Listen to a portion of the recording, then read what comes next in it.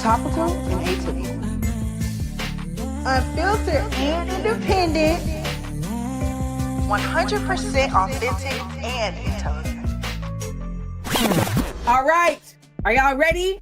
Bust out your AmandaLand notebook, get your word of the day logbook, and let's get into it. Don't forget, after the show, our SEAL Squad members head on over to Patreon for the after show kickback, where we talk about all the things that went on in the show and how to turn it into action.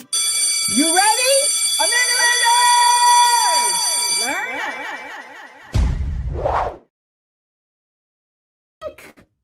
Beyond the limitations of everything that has been put in front of us. If Miss Araminta Harriet Tubman came back down here, would she shoot you?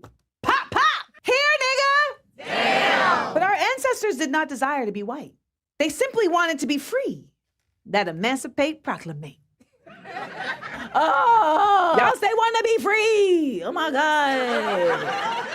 Can anybody here name a coon that we need to address? Clarence Thomas, what was that? Senator Booker. Solomon. Well, it says that you're only valuable if you can capitalize or be used to increase capital. In other words, Black excellence will not save us. Because like there's Toyota and Hyundai, but why we ain't seen a Keisha XL Turbo with a satin headrest? So often we see the Black Panthers in pics toting guns and hear about them in the context of their forceful resistance, right? The Panthers were this and so much more. Where's my beret? Happy Juneteenth!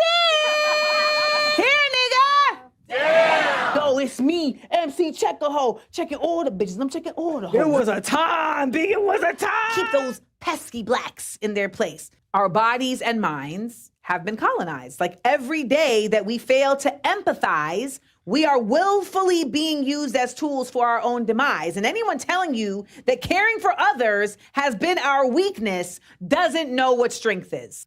I am forever indebted to Palestine. Well, I was known to lead folks to freedom. Somebody get this woman some water.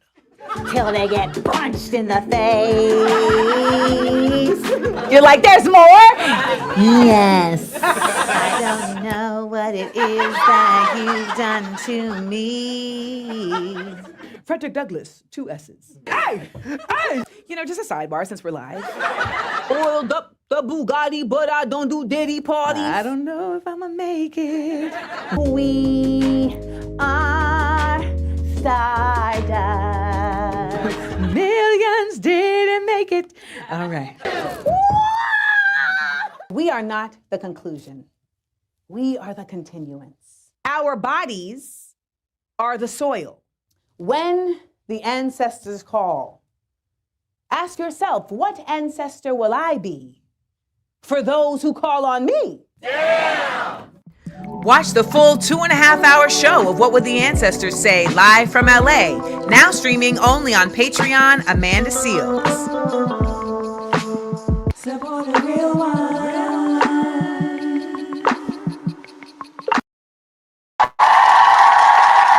Good morning. I just want to flex real quick that that clip that you just watched, I wrote everything in it. I performed all of it. And then the music at the end, I produced. Okay? Like this part right here. Those who call on me. Damn! Watch the full 2.5-hour show of What Would the Ancestors Say live from LA, now streaming only on Patreon, Amanda Seals. Support a real one. I'm just saying. So I'm just giving myself props because I was doing my swim yesterday morning and I was really like, oh, because I one of the first episodes that we did, the question of the day was, or the question of the week was, what tree are you? And I said I was a mangrove. And I just love mangrove trees. But if you've ever seen a mangrove tree, you see that their roots are exposed. And mangrove trees are, part of a really important part of the ecosystem to strengthen to fortify basically the soil and to hold the forest together when storms come through, etc. And they're also like protective, like DS Weather Reporter said right here. And the roots being exposed, when I was swimming, I was like, oh, that's your multi-hyphenation. Those are your roots. Like that's all your different roots, but they're exposed because for you, your work in the forest it's all, it has to be seen. The water, we bringing the knowledge, we bringing the epiphanies. And I'm working on a painting that I've been ideating around.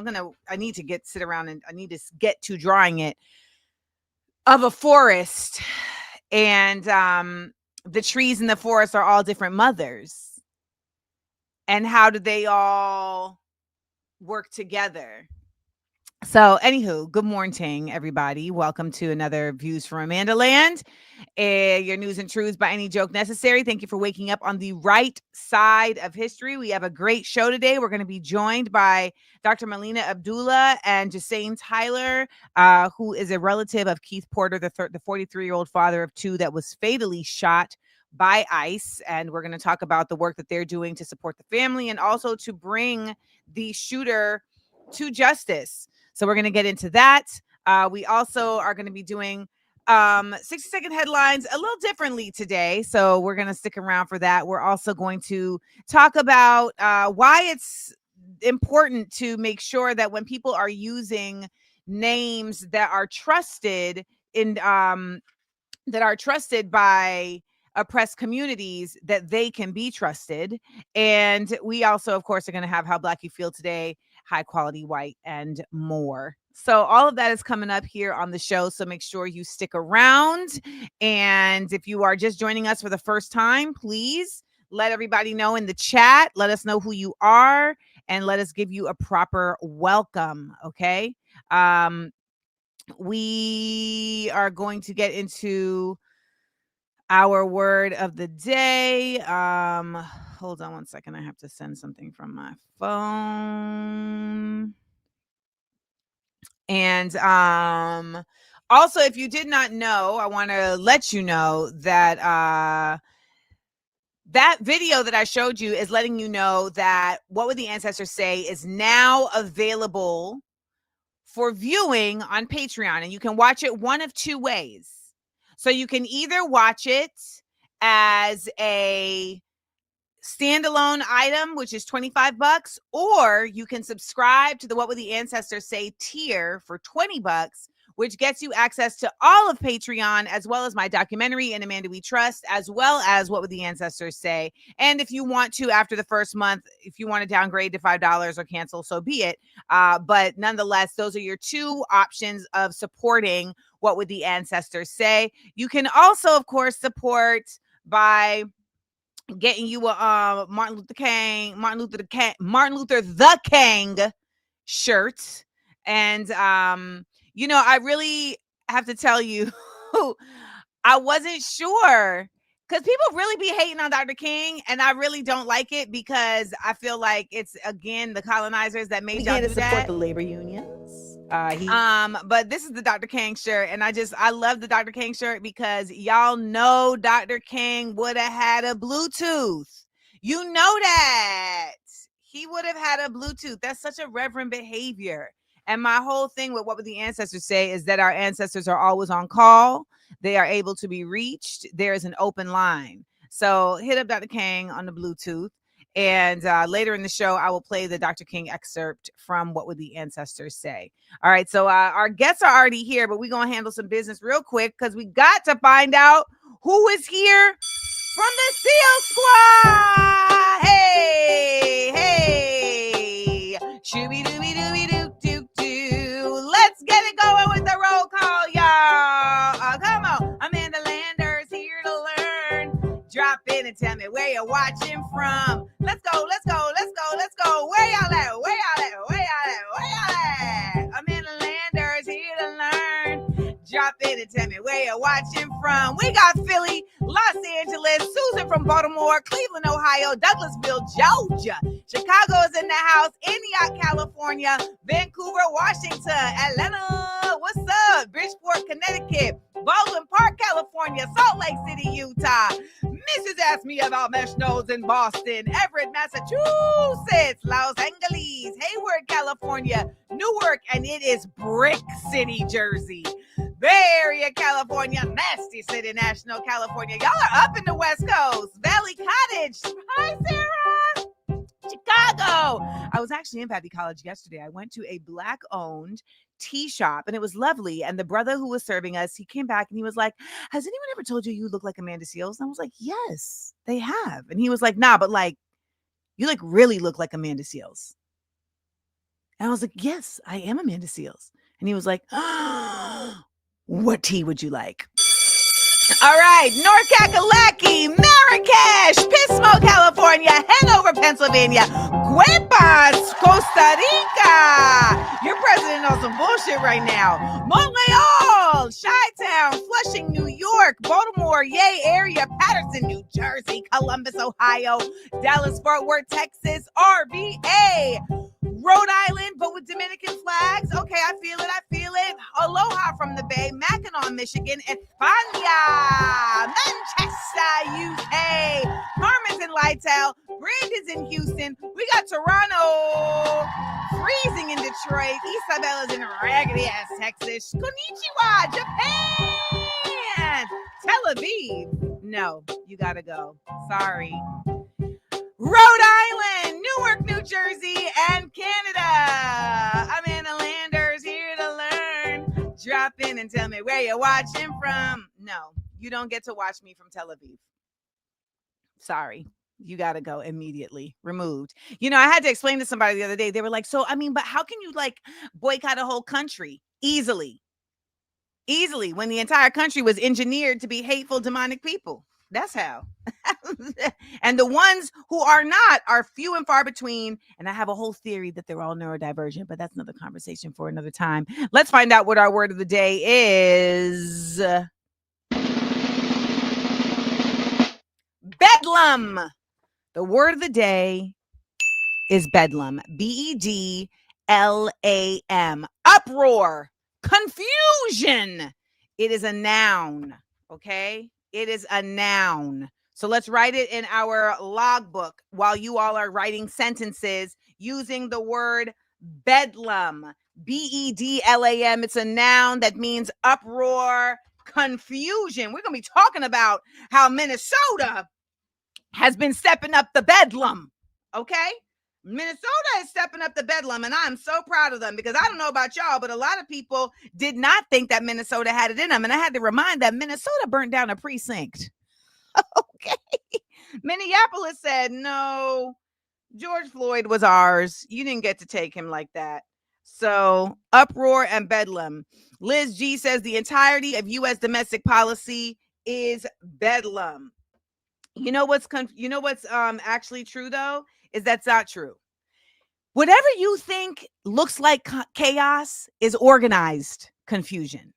Anytime you think it's not making sense, it's because they don't want you to think it makes sense. Trust me. The people who are at the helm, who are the powers that be, know exactly what the heck they're doing. And I don't know why I somehow know what they're doing too, because then that scares me because I'm like, oh my God, am I one of them? But I mean, I do have massa in my system. It's just nothing I can do about it. Okay. There's nothing I can do about it. All right. Let's see. And Indigo Hand says it was bedlam in the dining room today with 6 cats and a ruckus. I understand and I know about it.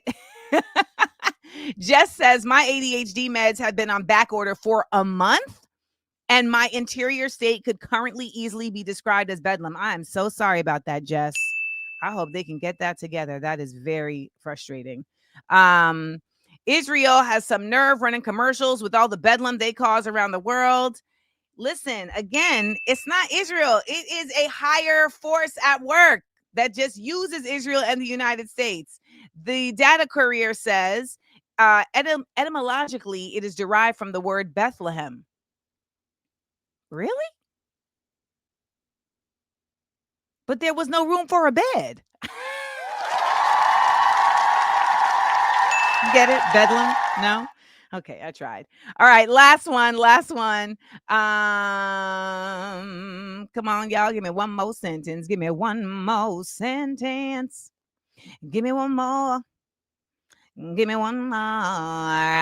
DJ Blessed out in the D said there is so much bedlam around the world, the small amounts of peace are appreciated. Well, since you asked for a small amount of peace, before we bring our guests up, I'm going to give all of us, including our guests, a small amount of joy, because I just think this is the cutest thing I've seen in quite some time. Oh, good morning. How you doing? I'm fine. How you doing? Good. Did you sleep good? Yeah, I did. Oh, wow. All right. One more time. Oh, good morning. How you doing? I'm fine. How you doing? Good. Did you sleep good? Yeah, I did. Oh, wow. All right.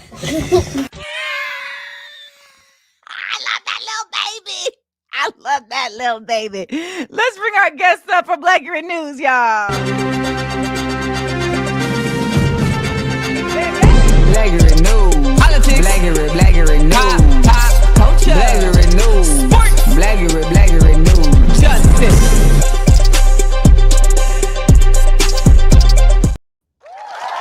Yes, welcome back to the show.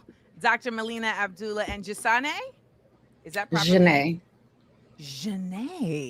You don't got to shake your head with it. I got you when you said it. God damn. Janae said it's early over here, but I'm red. Janae Tyler, thank you all so much for joining us today to lift up Keith Porter. So I want to just give you all some background. The audience, for those who don't know, Keith Porter Jr. is a 43-year-old, and I like to speak about people in the present, even though they are no longer with us in the physical. Keith Porter Jr. is because the memory is still with us, and his journey is not complete. Hold on, I want a different picture. A 43-year-old father of two, fatally shot by an ICE officer on New Year's Eve outside of his apartment complex. And this is according to LA federal officials, which means ACAB. And apparently what took place, according to them, is that gunshots were fired into the air and an ICE official came through, and there's no reason why any of this should have happened. So I don't really care to voice whatever they said, because whatever they said is a lie.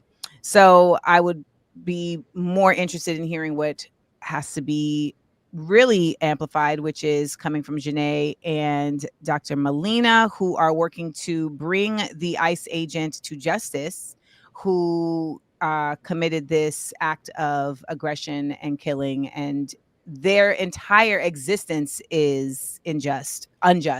So to see it go to this length is, of course, expected. And I don't think a lot of people knew about Keith Porter's killing because there was no video attached to it. And when the Renee Good killing happened, you all really worked to bring Keith Porter's name and this story to the to a prescient level in the media, because I know a lot of people really did not know. So let's continue that work. And Janae and Dr. Melina, you have the floor.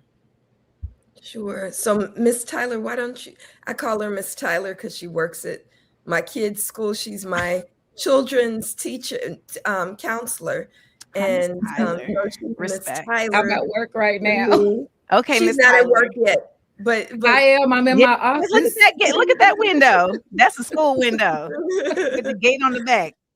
So, Miss Tyler, one of the beautiful things is we were already in beloved community. Since you're talking about Dr. King, we were already in beloved community. She's a part of the movement, a part of Black Lives Matter Los Angeles, a part of the Black Student Achievement Plan. And this was her cousin who was killed by this off-duty ICE agent whose name we now know to be Brian Palacios.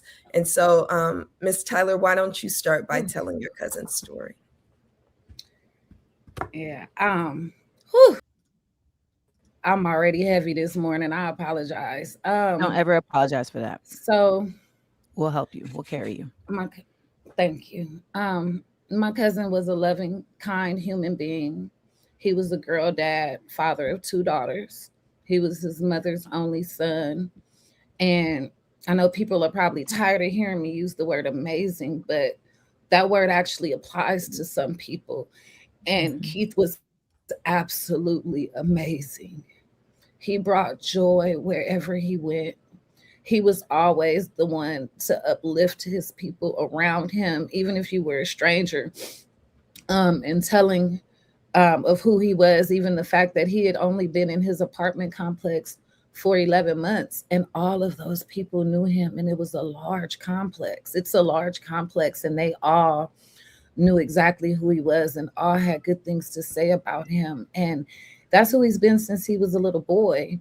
You know, they really stole a Black man off of this planet that had so much more to give. And he had so much more to give to his daughters and to his mother and to us as his family. And so on New Year's Eve, Keith was expecting some company and had sent his girlfriend out to get some food for the evening. And in the interim, you know, he heard people outside celebrating already, and he had just got licensed for a new rifle. And, you know, I know people have varying opinions on shooting firearms in the air in a celebratory manner, but as it stands, that's what my cousin went outside to do. He let off a few shots, and one of his neighbors that happened to be an off-duty ICE agent who was in his apartment doing who knows what, Brian Palacios, who we do now know for a fact is a racist, is a child abuser, is homophobic, and so many other nasty things about himself, is the person that took it upon himself to leave his apartment, hunt through the apartment complex to find where he had heard the shots, saw my cousin with his rifle, engaged him. And I know Keith is like me, probably you're a stranger, mind your own business, you know. And he was no imminent threat to anyone else. He was actually in the process of returning to his home. And this officer went back inside, got his tactical gear, got fully dressed in his tactical gear, got his service pistol, ran back through the apartment complex, found my cousin, and shot him dead. After he killed my cousin, the police response was horrendous. They came out at least about 9 cars deep, is what the apartment complex tenants have said, and I was privileged to receive videos as well. They're out there in their tactical gear while my cousin's body is laying down there in the rain. And they're calling for Keith Porter to surrender or shelter in place. You cannot do both, first of all. That's oxymoronic. There was no medical aid rendered. We don't even know if he was already dead or on his last breath and could have at least been saved. Charge him for the unlawful firing in the air of a firearm. We would have much rather seen him catch a charge than to have left this earth. After the fact, they never had this officer surrender his service pistol. They never did a sobriety check. They never took him in for proper interrogation. He went back into his home and went to sleep that night. And so from the beginning to the end, there was no value placed on my cousin by this maniac. And there's been no value placed on his life by the police department, by DA Hockman, and by the people who are in position to actually arrest and convict this murderer. The only reason we know who he is now is because of current court filings and litigation, naming him as an abuser, as a racist, and as the man that killed my cousin that night. The people who have witnessed what happened are scared for themselves and scared for their family because we're dealing with a fascist Trump regime. And so here we are. We are doing our best to bring light to what has happened and to get our community and our elected officials to pressure DA Hockman to arrest this man, to press charges, to prosecute him, because he is nothing less than a murderer. Thank you so much for sharing. And thank you all in the comments for being respectful. I removed the person who wasn't because they are a waste of space. I know that Dr. Molina, you sent me an image. Wait, I have it right here. Can you talk about the work that Black Lives Matter Grassroots is doing to rally around Keith Porter, his family, and bring justice? Sure. So I'll just uplift again that, you know, Miss Tyler is a beloved member of our community. She is, you can hear it from her. She's just a treasure in this world. She, every time I talk about her, I cry because she personally saved my middle daughter's life. That my daughter was on track to, they had called police on her in school over and over and over again. And it's Miss Tyler who pulled Amara into her fullest self. And it's Miss Tyler is the reason that Amara is now a standout college sophomore at Clark Atlanta University. So, you know, building beloved community is so important. And so my heart breaks for Miss Tyler and also the entire Keith Porter family. You know, so many of us have children that didn't grow up with dads like Keith Porter. Keith Porter was a girl dad. Like, when you hear his daughter, there's some really painful video that's really painful video that's online of his older daughter. What we see happening, and Miss Tyler articulated it so well, is a double murder of Keith Porter. So, you know, we have demands that we want Brian Palacios named. He was named by community, not named by LAPD, not named by the DA, not named by any elected official who knew who he was, because he gave a statement on that night, right? So they could have named him then. He wasn't arrested. That's our second demand, that he be arrested. Third demand is that he be prosecuted. Fourth is that they quit with the character assassination. So instead of uplifting Keith as this amazing human being that Miss Tyler laid him out to be, they called him an active shooter. They called him a suspect, and they touted the killer as a hero. Of course. So we got to be very clear that they have to quit with this process of double murder where they steal someone's life and then they assassinate their character. And then the last demand is abolish ICE. ICE is a danger, not just to the people that they're snatching up in the streets. ICE is a clear and present danger, even when they go home and are supposed to have their tactical gear off and their weapons down. They're still stealing the lives of Black people.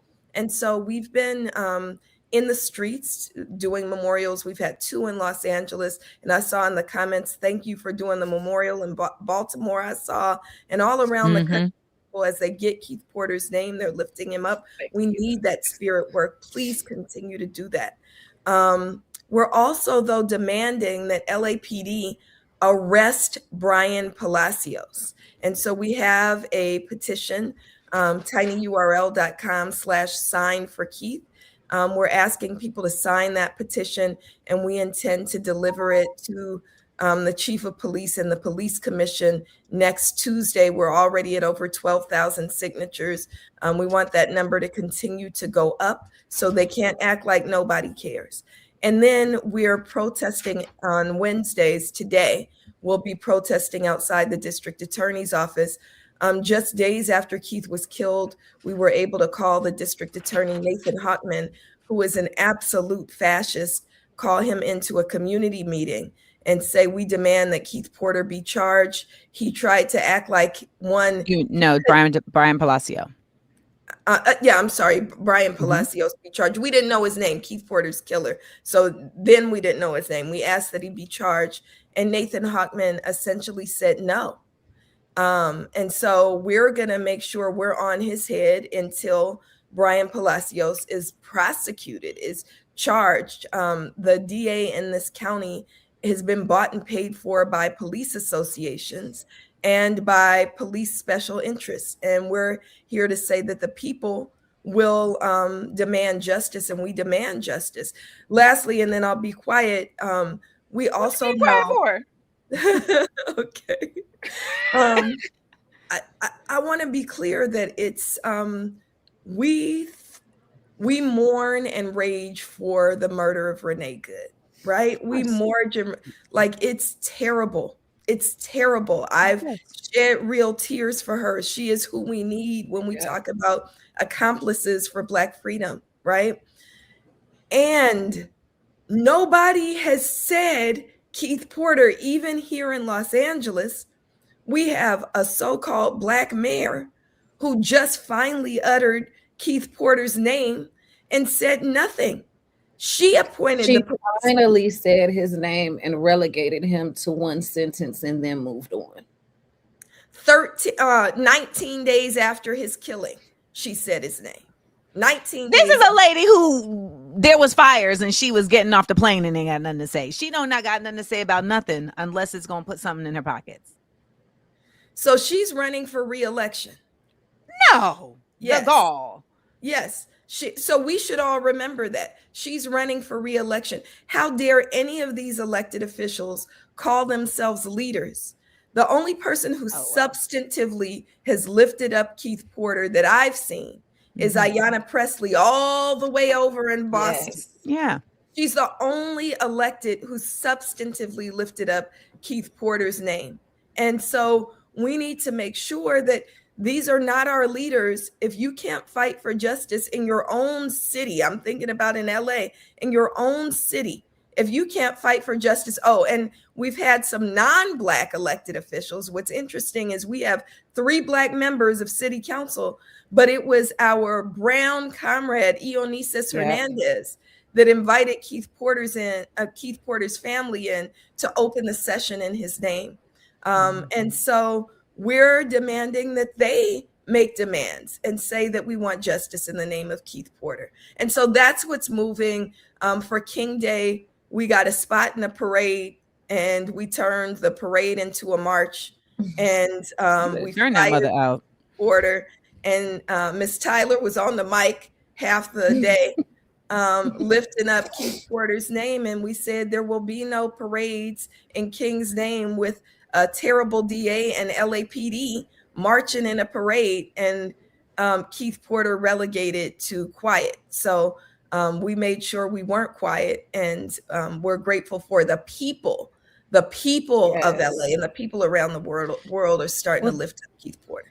That's what I wanted to add. I mean, the idea of politicians being considered leaders was given to us, but not experienced by us. They've never been leaders. They are mouthpieces for the establishment and for a greater effort at suppression and repression. The leaders are folks like yourself, Dr. Molina, myself, and Ms. Tyler, because ultimately we're talking and touching the people, and the people have more power in reality than anyone, which is why they're repressed so consistently. And I just want to commend you all and thank you all for, even in the throes of your grief, really focusing that anger and that grief in the direction of upliftment. And it's such a difficult thing to do, because it's so much easier to just go inside. But we are in a time where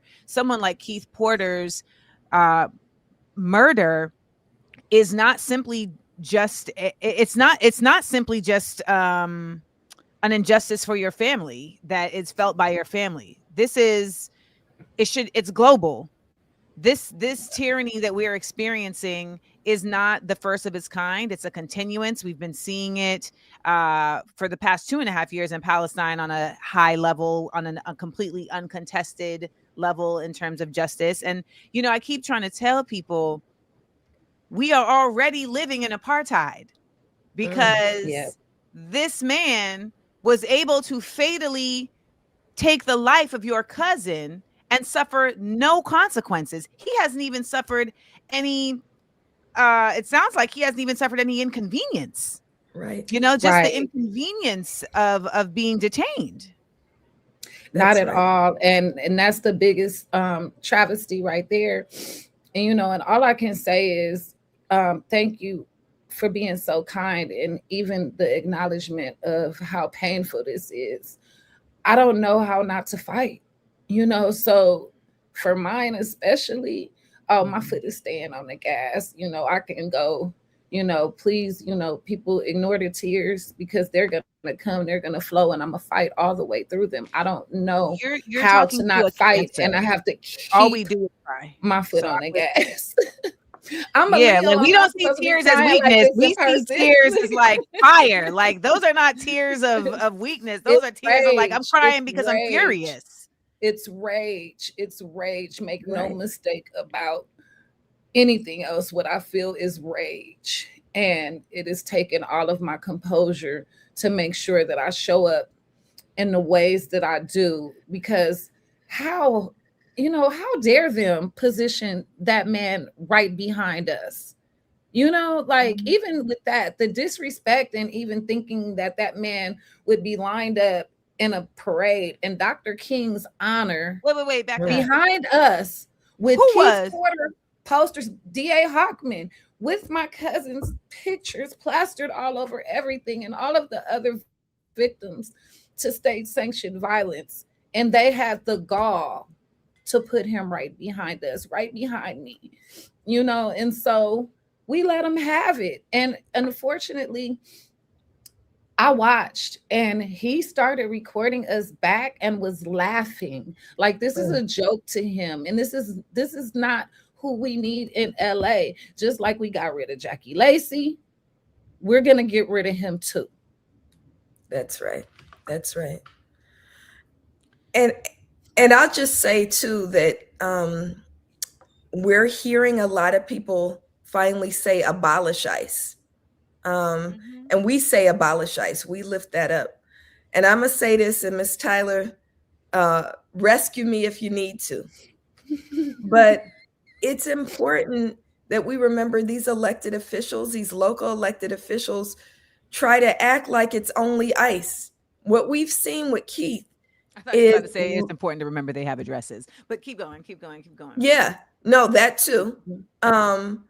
But they act like LAPD is an answer to ICE. That, oh, let's have local law enforcement. No, local law enforcement are the protectors of ICE. Yes. They are protectors of the murderers of our people. Local law enforcement are the primary ones. There we stealing go. Black life.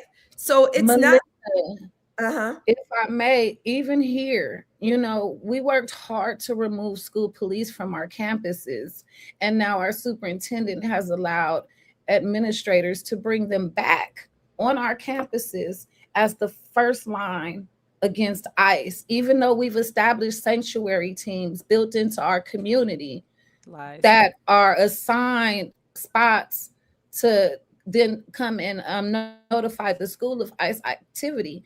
Even the school district has used this as an opportunity to ignore the trauma of our Black and brown students and bring school police back on our campuses. So everybody is complicit. I mean, you have Gavin Newsom saying that there's no such saying that there isn't a genocide in Palestine. So even the folks have, I mean, I'm on a tear today about Democrats because I'm so tired of talking about Democrats. And I'm just like, we have to stop acting like they're different. But the truth is all of these folks are sharing one main goal, which is how to repress and suppress any level of individual thought or individual freedom, and they have to start with the kids. So that's how that begins. So what? I'm sorry, Doc, I didn't mean to cut you off. No, that's right. You did it better than me. That's the point. All the policing agents are the same, right? Yes. That's one of the chants in the streets, right? That LAPD, KKK, IOF, they're all the same. They're all the same. And so the answer to ICE is not LAPD. the answer to abolishing ICE also needs to lead us to say, well, what actually keeps communities safe?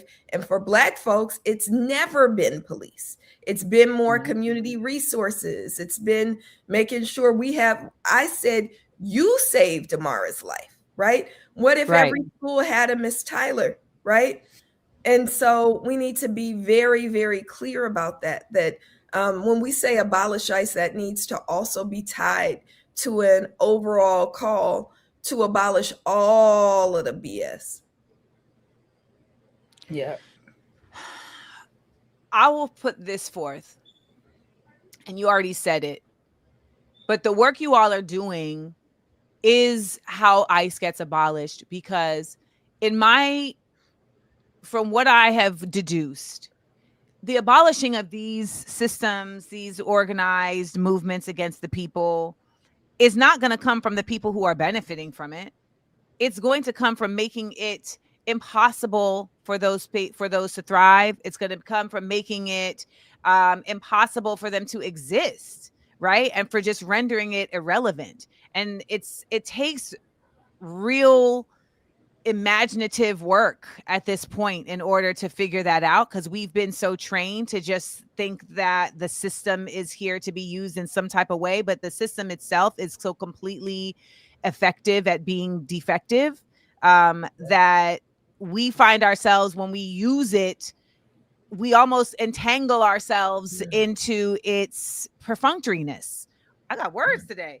And that was a bar. I think that's from an educator, y'all. And so I really find myself every day working within the mindset of imagination on how we as communities step up even more than just preserving each other, in terms of food, in terms of education, etc., but in also like really thinking strategically about how we undermine these organizations. We're smart. We really are smarter than them. These are not smart people. Right. We got to get on our Kevin McAllister. Okay. We got to get on our Home Alone. Like, we should really all be traveling with marbles. I'm not mad at that at all. Like, everyone should just have a pocket of marbles. I always thought, crazy glue is a really unutilized weapon. You know what you can do with the whole, if everybody had crazy glue?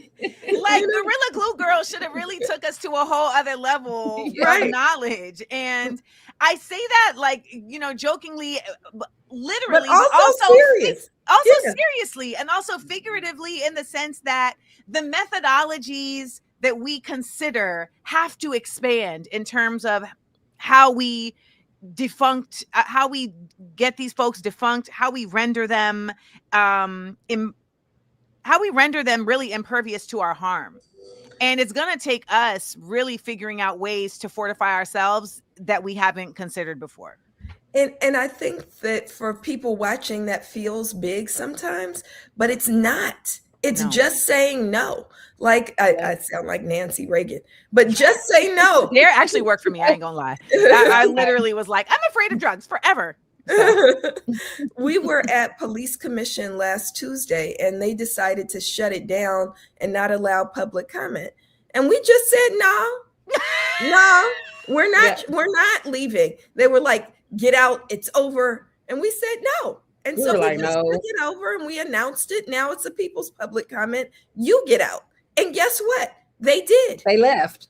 They did. And we stayed. And we took it over and we did poetry and we had people talking and we talked about. You took up space. That's all. If everybody does that, and I'll actually lift up. There's one more person who's in elected office who doesn't like to be called a politician, who was a member of BLMLA also, Isaac Bryan, who also has been regularly using his platform and being in the streets for Keith Porter.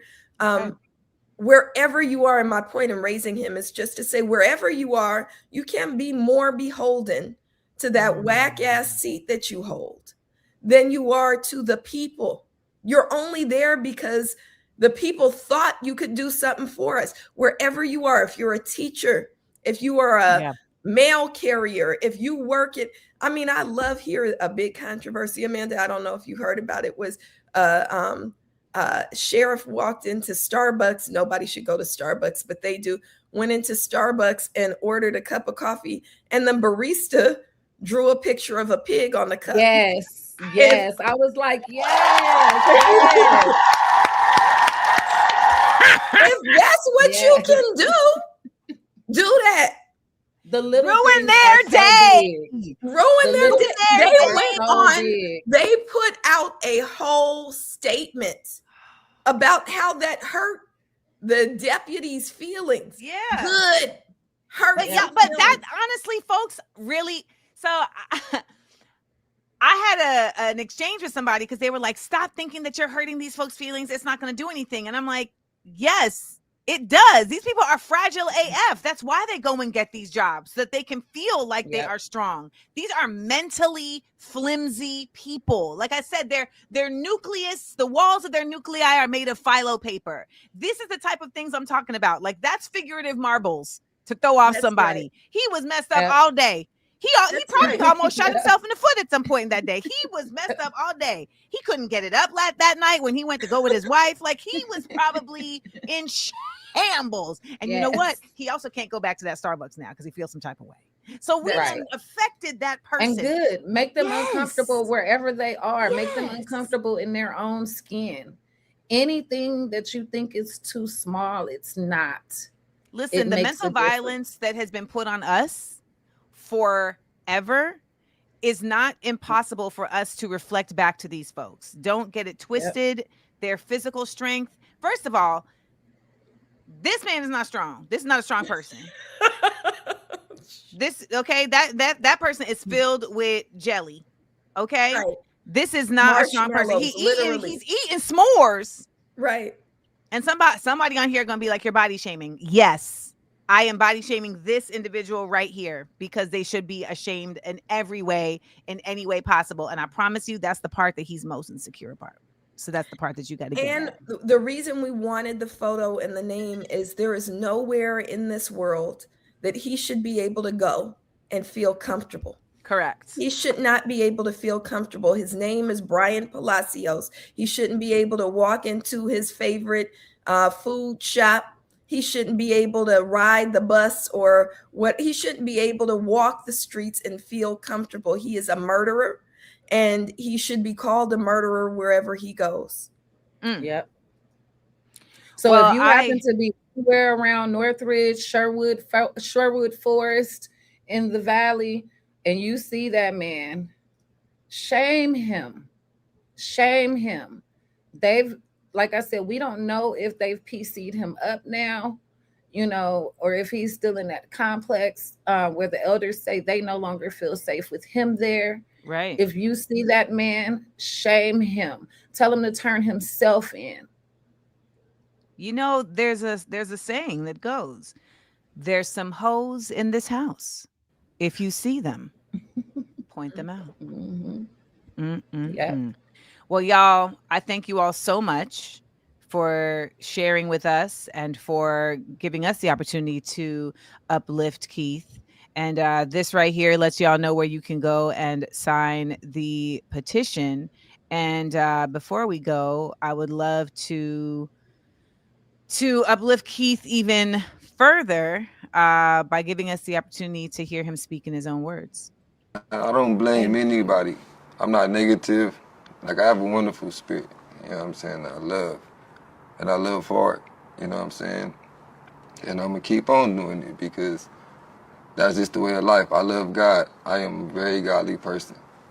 And that's how I'm going to continue to live my life. I got 2 beautiful young little girls out here, and I'm going to raise them the way that I'm supposed to. You know what I'm saying? I pray. I talk to my brothers, you know what I'm saying? Talk to God, family.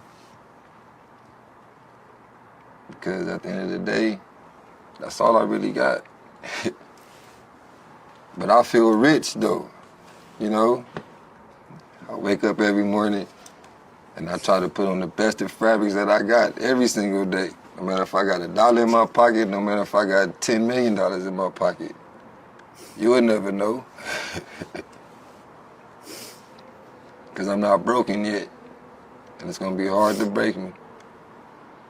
Because I have a strong spirit and I grew up with a whole lot of love. I know it's a whole lot of people that love me out here. You know what I mean?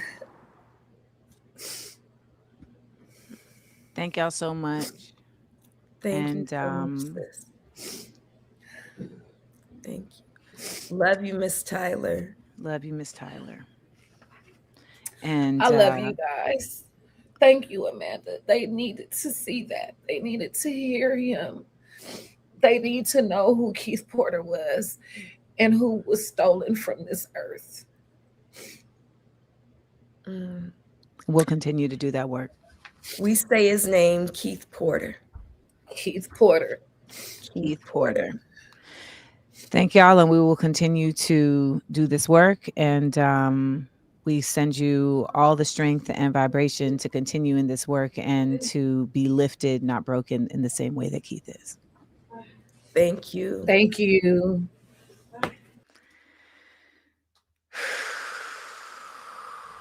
Oh, good morning. How you doing? I'm fine. How you doing? Good. Did you sleep good? Yeah, I did. All right. All right.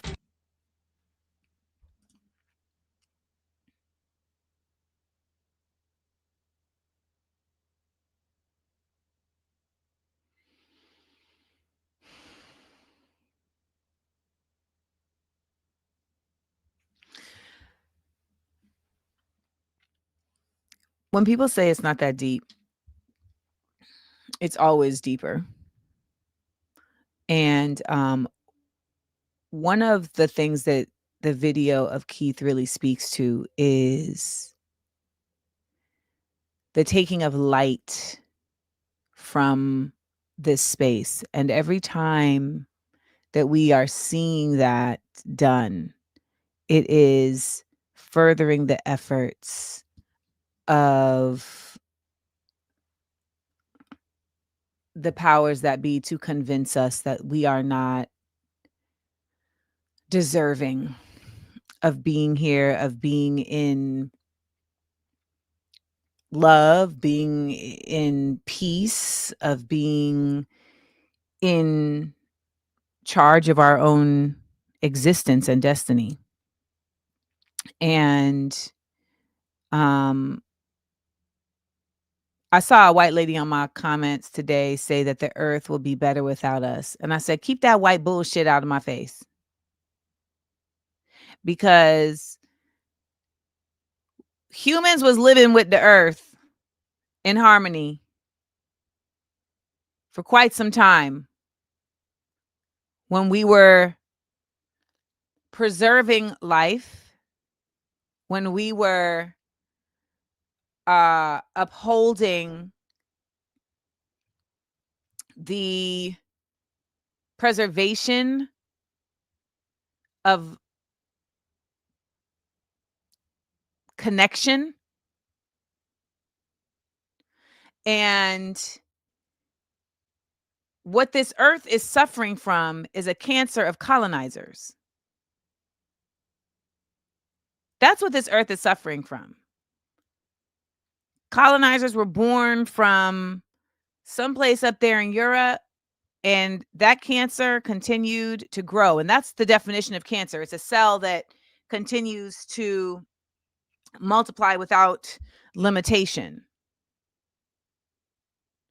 And I am trying to really get you all to see beyond your own limitations.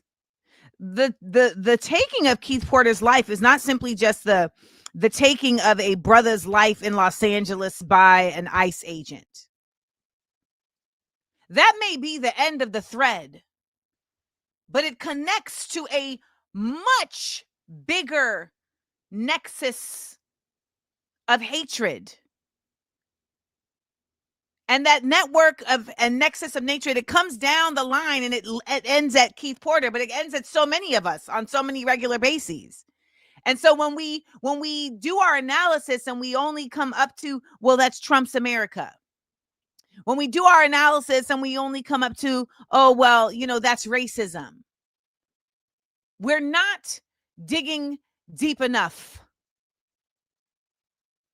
So we will not be effective.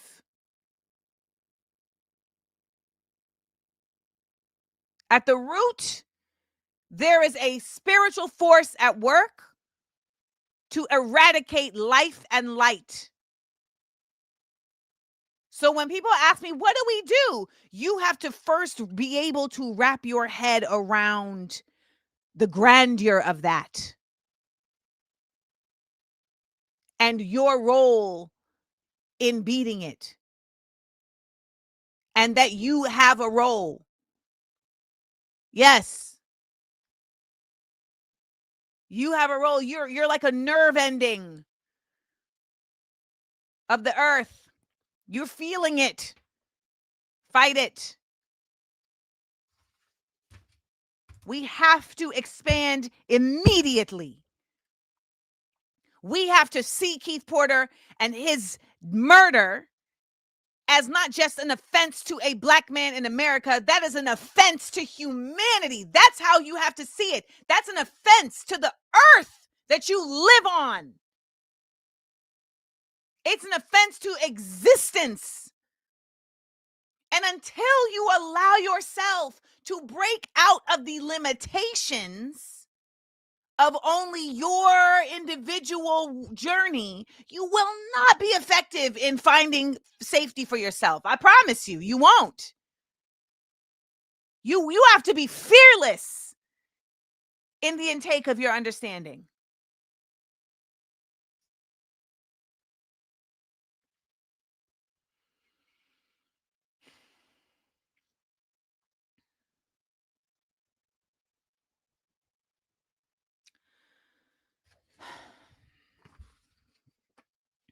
Like Miss Debbie said, you have to wake up your spirit. We have to wake up our spirit. It's bigger. It's bigger than anything that you have been told. And I want you to hear what I mean by that. Because you've only been told enough to keep you useful. Everybody out here thinking, it matters who you vote for.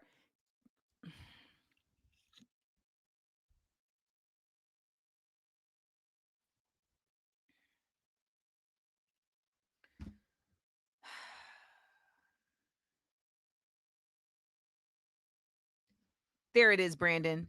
See that? He was threatened by Keith Porter's joy. I want you to understand the real depth of that, because you'll see a line like that and you may just be like, oh yeah, exactly, word. No. This is a very actually really visceral concept to really grasp, because the families that run the world find joy in harm, and they have been effective at exporting that throughout the globe and throughout generations in order to stay in power. This is very, on a basic level, it is Star Wars and it is the dark side.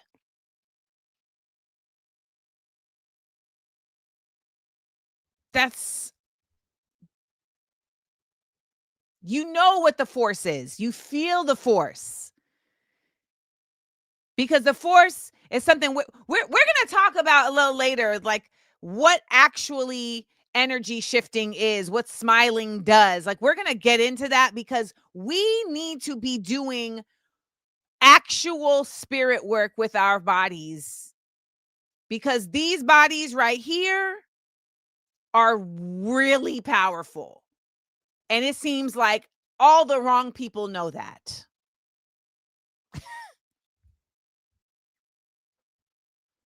All the wrong people know that.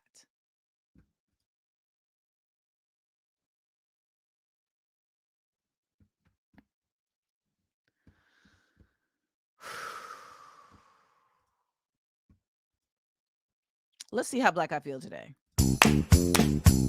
How black do you feel today?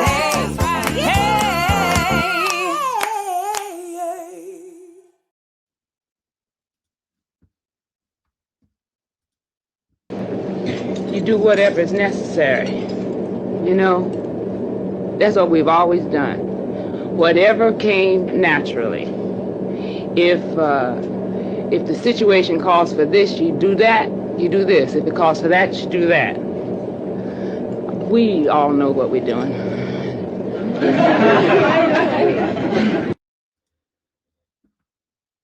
That's Abby Lincoln. If you don't know about Abby Lincoln was an incredible jazz singer.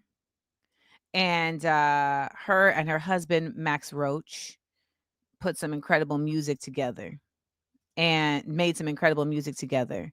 And I implore you to check out their album, We Insist, and really understand the music that was being made in the time of the 60s and the 70s and how it was literal voice from spirit. And when you hear Abby Lincoln on We Insist, man, listen, you understand that it is not by coincidence that the music that we hear now has no range. It has no movement. The music we hear now is frequencied out, frequencyless. And this music that they made was music made from love. They were married. And, you know, they were fly. Look at them. Max Roach was not no play, was not no game on them drums. All right? Not no game. One of my favorite jazz songs of all time. You do whatever is necessary. Is by Abby Lincoln. Well, sang by Abby Lincoln. It's Brother, Can You Spare a Dime? Once I built a railroad, made it run, made it race against time. Once I built a railroad, now it's done, brother. Can you spare a dime?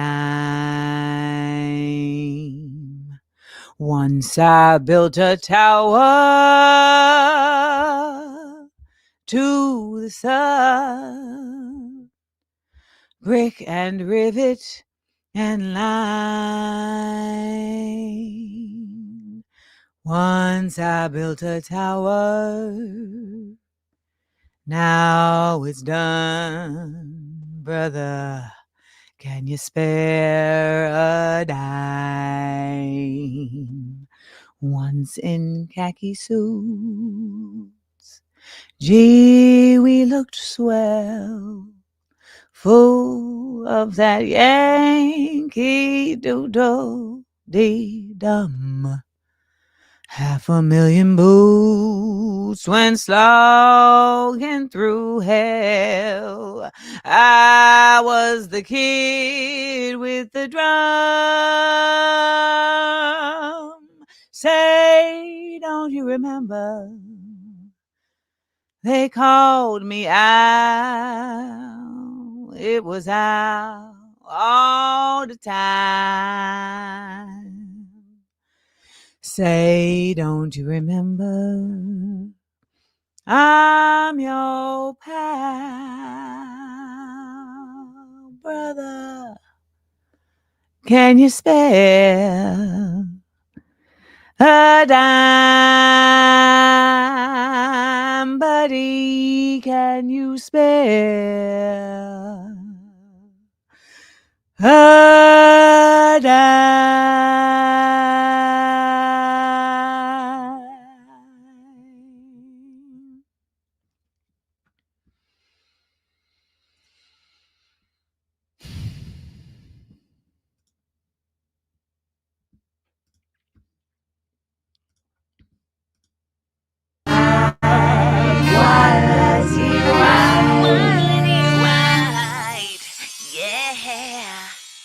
Why are you here?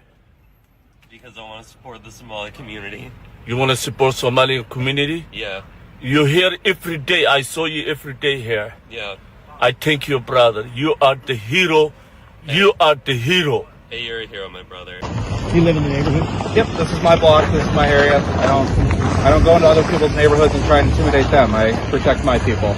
Are you giving out your name? No, I'm okay with that. Our neighborhood's showing up. You guys had a lot of people out here, right? At least 30 or more. Yeah. 40 or 50. That's pretty good for a quick turnout. This photo of January 6th, Lake Long getting... My name's Jack. We're just trying to help pick up some release detainees. You know, they're left out in the cold, and get them some supplies, get them home, whatever they need. So. It's a cold day. You could be on your couch watching a football game, your feet up. That's exactly what I'd be doing, to be honest. But it's who else is going to do it? At this point, it's not the police. We need the people. They're not just going after criminals. They're going door to door, and they're targeting any black and brown person they can find. And all of America is next. Why are you out here instead of like being in your warm, cozy house? Because there's a point where whites got to stand up and recognize that this is a white person problem, and we need to represent our black and brown neighbors and disavow MAGA. Yeah. We need to put an end to this. 60-second headline. And I run down some news right quick. Run it down, mama. Put us on. All right, let's get into some 60-second headlines. Let's start quickly. And so we're going to do 60-second headlines differently. I really want to just be able to move through them and go back to what the 60-second headlines title was really supposed to be about, which is I'm giving you headlines in 60 seconds. So I want us to really just barrel through these and really just get to the bottom of what's up. Let's start with the MPLS cops playing themselves. Listen to this. Good morning, everyone. I'm Mark Ruley, Police Chief of the City of Brooklyn Park. Behind me is a bunch of amazing police chiefs that are here in support of a very short but very important message that we want to share with you. What you won't hear from any of us today is rhetoric of abolish ICE or that there shouldn't be immigration enforcement. The truth is, immigration enforcement is necessary for our national security and for local security. But how it's done is extremely important. In fact, we have a long history of working exceptionally well with our federal partners, including ICE agents, and we have seen the best of them perform their job extremely well in the past. With that said, recently, as the last 2 weeks, we, as law enforcement community, have been receiving endless complaints about civil rights violations in our streets from U.S. citizens. What we're hearing is they're being stopped in traffic stops or on the street with no cause and being forced to demand paperwork to determine if they are here legally.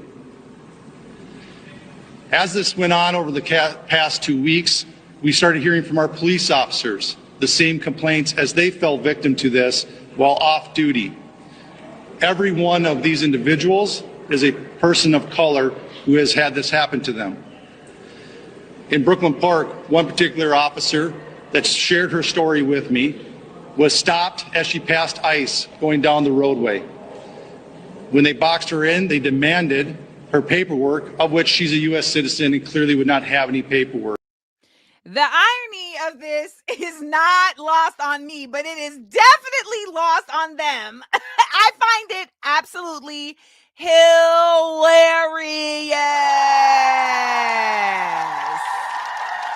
Are we supposed to feel bad for y'all? Because we absolutely do not. The cops stay invading folks. They stay doing too much, and they are absolutely a tool of oppressors to continue oppression. Let's go on down to Miami and look at these Miami vice holes. Came up to a woman's house because of a comment that she left on the internet. Make sure it's you. We're not sure. Okay. You got it? Is that your account? I refuse to answer questions without my lawyer present. So I really don't know how to answer that question either well, way. you're, like I said, you're not going to jail. This is freedom of speech. This is America, right? And veteran. And I agree with you 100%. Okay. We're just trying to see if it's you, because if we're not talking to the right person, we want to go see who the right person is. Okay, how can I help you? So pretty much it's just a statement that was made as far as, verbatim, it says the guy who consistently calls for the death of all Palestinians tried to shut down a theater for showing a movie that hurt his feelings and refuses to stand up for the LGBTQ community in any way. Even leaves the room when they vote and on related matters. Wants you to know that you're all welcome. Clown face, clown face, clown face. These people came up to this lady's house because of a comment she made about the mayor of Miami. She is a veteran, and this is not something new. However, folks are really beginning to understand that the United States and this concept of free speech is just a ruse. It's the same way that Israel presents the ruse like they are some democratic nation. No, they are not. Only certain folks get access to the rights. Everyone else, it is just a suggestion. And the sooner that you understand that, then maybe the more mad enough you'll get to actually challenge the folks who put this in place. And I can tell you, it is not the forefathers, Benjamin Franklin and such. All right. Let's keep it moving, because it really is the folks who have built up Israel. And that's what they went to go to that lady's house to talk about. And then they have the nerve to now have Israel in Patagonia burning down parts of Argentina and Chile. Israel, right? All your people are the same. Quemado. Por todos lados, más para arriba está todo quemado. Por todos lados.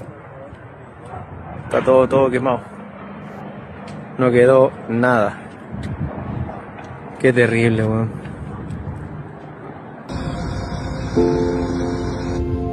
Look at this footage. Absolutely deplorable. The rules of the park? Israel, right? All your people are the same. No, but we really don't know. I close it. We go. You have to go. We go. Yeah. When is it? Go. Incendios en la Patagonia Argentina apuntan a Israel. Una serie de incendios provocados por supuestos turistas israelíes en la Patagonia Argentina. Estos son los hijos de puta que nos prenden fuego, la concha de su madre. Puta, esto hijo de... Nosotros vivimos acá, este lugar para nosotros es el paraíso y nos quemaron el paraíso, loco. Nos dejaron, arruinaron todo. Now, these are all different people in Argentina and Chile speaking about the destruction that Israelis are doing to their land. You have to also understand, though, that this goes back to when Theodore Herzl back in the late 1800s was looking for a place for Zionists to set up shop and said, well, what about Argentina? And they had a whole plan to go to Argentina. It didn't pop off, and they ended up over in Palestine. However, there are still plans to usurp Argentina, because the Zionist plan is not simply to just have the region of the East. No, they want the world. They want the world, and they have spent literally a century almost at this point, 75 years, brainwashing an entire army and generations of an army of drones who respond to particular language and to particular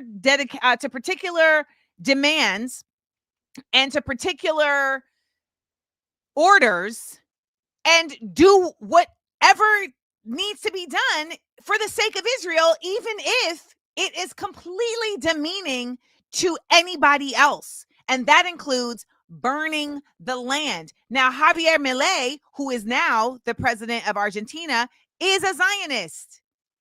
He is a Zionist. He was bailed out by Trump. And you're like, by Trump? Actually, no. He was bailed out by the United States, by the central bank. He was bailed out by the Zionists that run the world. because the goal is to have the world be under one currency. That's the goal, to be able to suppress everyone at the same time. You're not even going to have dollars. They're going to be able to say, no, not you. That's the goal. Complete domination. It's Thor shit. Anytime you see these movies where it looks like stuff is beyond your scope of comprehension, know that they're doing that to try and convince you that that's not what they're actually doing. They want you to think it's fantasy. It's real. And you know what? What you always have to remember is that if everything is connected, everything is connected.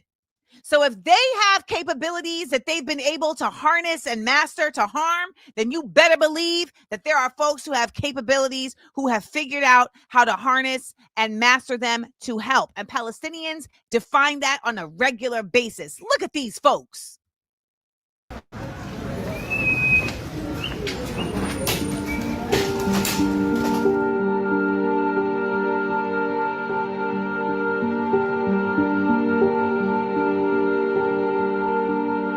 طبعا من الحاجة أجتنا فكرة الجرير، بنجيب الركام من المباني المهدمة وبنعمل له إعادة تدوير، يعني بنفتت، وهو المفروض يدخل في كسرات كبيرة.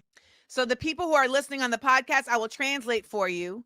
They are saying that basically what they do is they are taking the rubble that has been left behind and they are having to put it through small crushers because they don't have the large crushers, but they are breaking it down to create bricks in order to rebuild.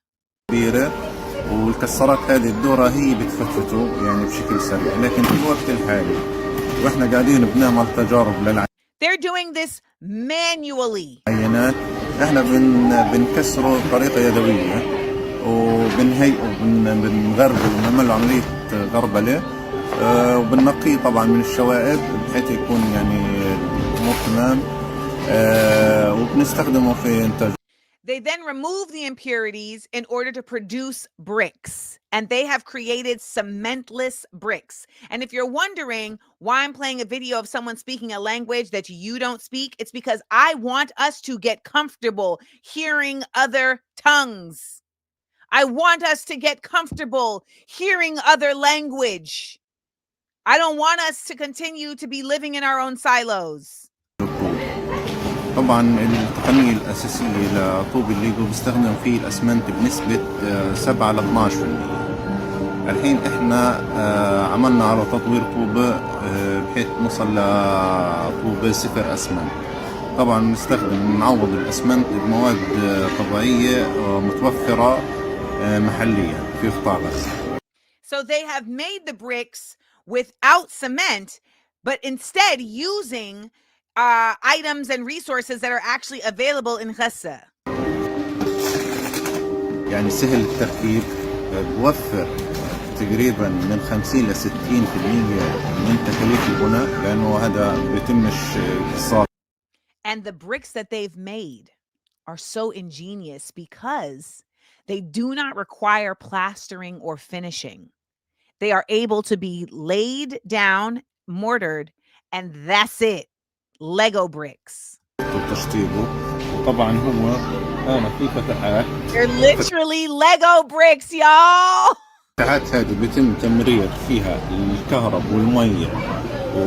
So for those of you who may not know about building homes, one of the things that can be so difficult is routing electricity, because when you're building, you have to find spaces in the walls to be able to run plumbing and electricity. So what they have engineered here are bricks that have holes in the center that line up so that it is easy to run electricity and plumbing. This is actually beyond innovative for Palestinians. This is a form of building that can be innovative for the world. When we look at Africa and how they are still living in mud huts because it makes sense for the climate, this right here is we are witnessing innovation in real time that will last for a time. بحيث انه احنا ما نضطرش نكسر وزيد التكلفة. نواجه تحديات كثيرة بالنسبة للكهرباء للمواد للمصاريف. نجيب من المجتمع النازحين نفسه هو عمال ويساعدونا في البناء حتى. They recruit workers who have been displaced to help with the constructions. So individuals can contribute rubble, they can contribute utility networks, they can contribute to actually breaking down the rubble. ممكن يكون في شخص يقول لك لا انا بدي اجيبه من البيت اللي مهدأ، بدي اجيب مثلا كمان تعات الميه والكهرب وسلك الكهرب. هنعمل اعاده تدوير لاغلب الشغلات اللي ممكن احنا نستغلها من المنزل المدمر بفعل الحرب ونستغله في المأوى المعقد.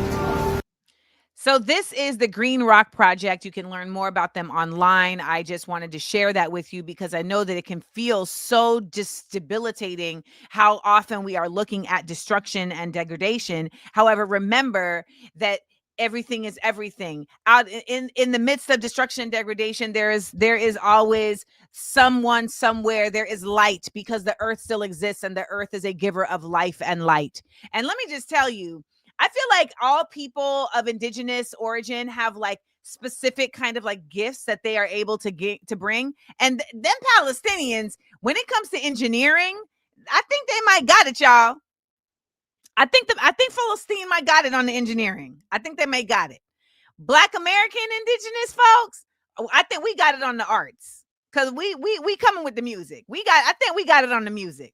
The amount of different types of music we have made that have changed up the entire world. Okay, I think we got it on that. I think we do. But when it come to engineering, goddamn, man, they really be doing it. So I wanted to share that with you all because I know that it can be so frustrating. It can really feel like, what are we gonna do? But we're gonna keep doing. Are y'all still with me for these 60-second headlines?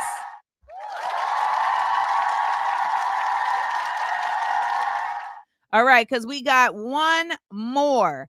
We have two more. So Mark Carney, who is the leader over there in Canada, had this to say about the United States. The story of the international rules-based order was partially false.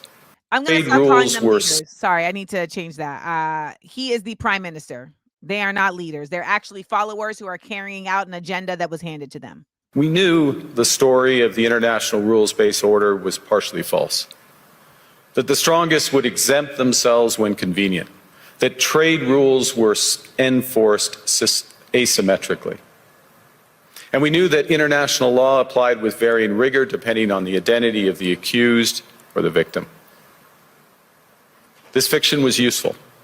And American hegemony in particular helped provide public goods, open sea lanes, a stable financial system, collective security, and support for frameworks for resolving disputes. So we placed the sign in the window. We participated in the rituals. And we largely avoided calling out the gaps between rhetoric and reality. This bargain no longer works. Let me be direct. We are in the midst of a rupture, not a transition. Over the past 2 decades, a series of crises in finance, health, energy, and geopolitics have laid bare the risks of extreme global integration. But more recently, great powers have begun using economic integration as weapons. Tariffs as leverage, financial infrastructure as coercion, supply chains as vulnerabilities to be exploited. You cannot live within the lie of mutual benefit through integration when integration becomes the source of your subordination. Now, I see some of y'all thinking that this man is being brave. And I just want to always remind you that you are not watching someone who is speaking from their individual decision-making power. Folks like this are able to get in power because they are going to be willing to carry out the powers that be's agenda.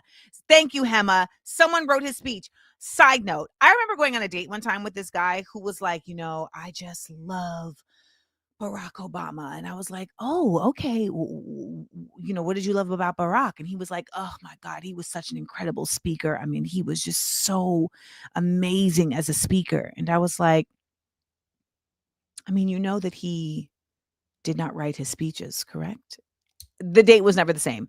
This is the gaffer from Insecure who ended up crying later on the date. Like, I just ruined his whole vision. But Mark Carney here, and what he's saying is that they're not going to mess with the USA anymore because the mess with of the USA is done. They're done, and they're making deals with China. And here's what I theorize is actually happening. The United States has run its has basically overrun its time as a useful tool for the Zionist powers that be. And thus, they are going to tank the United States in order to save it via Israel. And that is how we're going to see regime change in the United States, and nothing is going to be the same. Nothing is going to be the same. And all of you all who do not believe in Zionism or who do not think it is a power that is going to affect you are going to have to fight it head on, because it's going to be in your face every day, because the global course is moving. And when we're seeing these things that happen, if it don't make sense, it's because it don't make sense.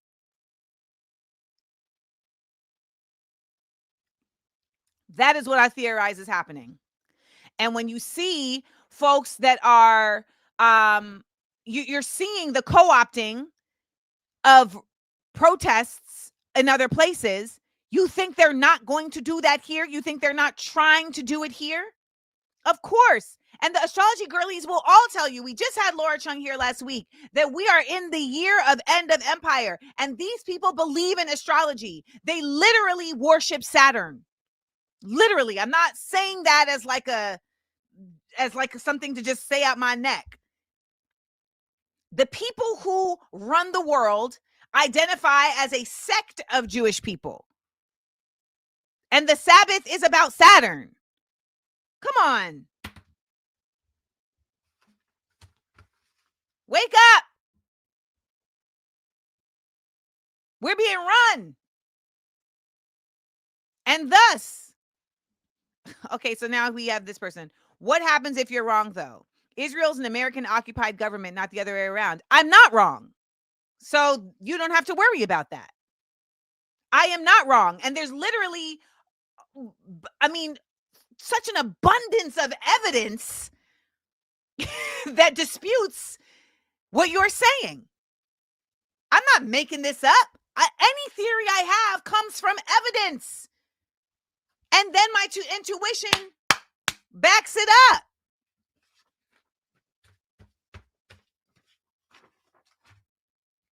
Come on.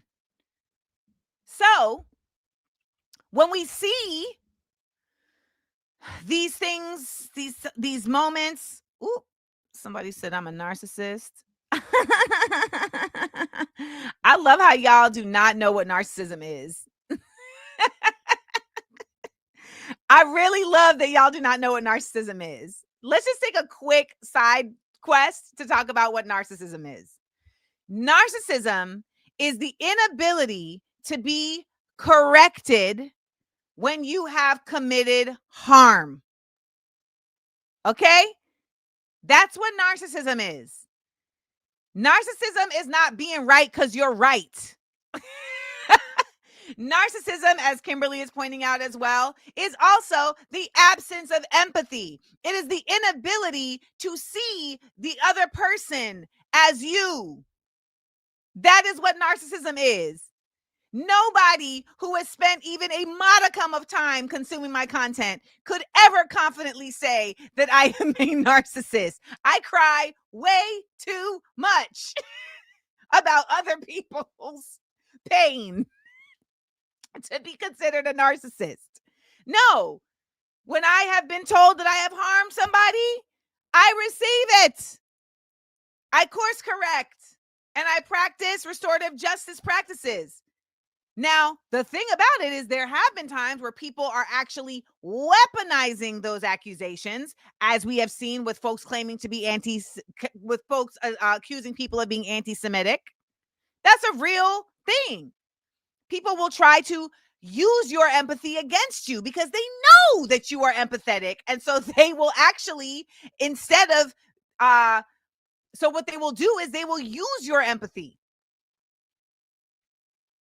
So don't get me out here trying to call me a narcissist because I refuse to capitulate to someone else's accusation of my erroneousness. I am not wrong.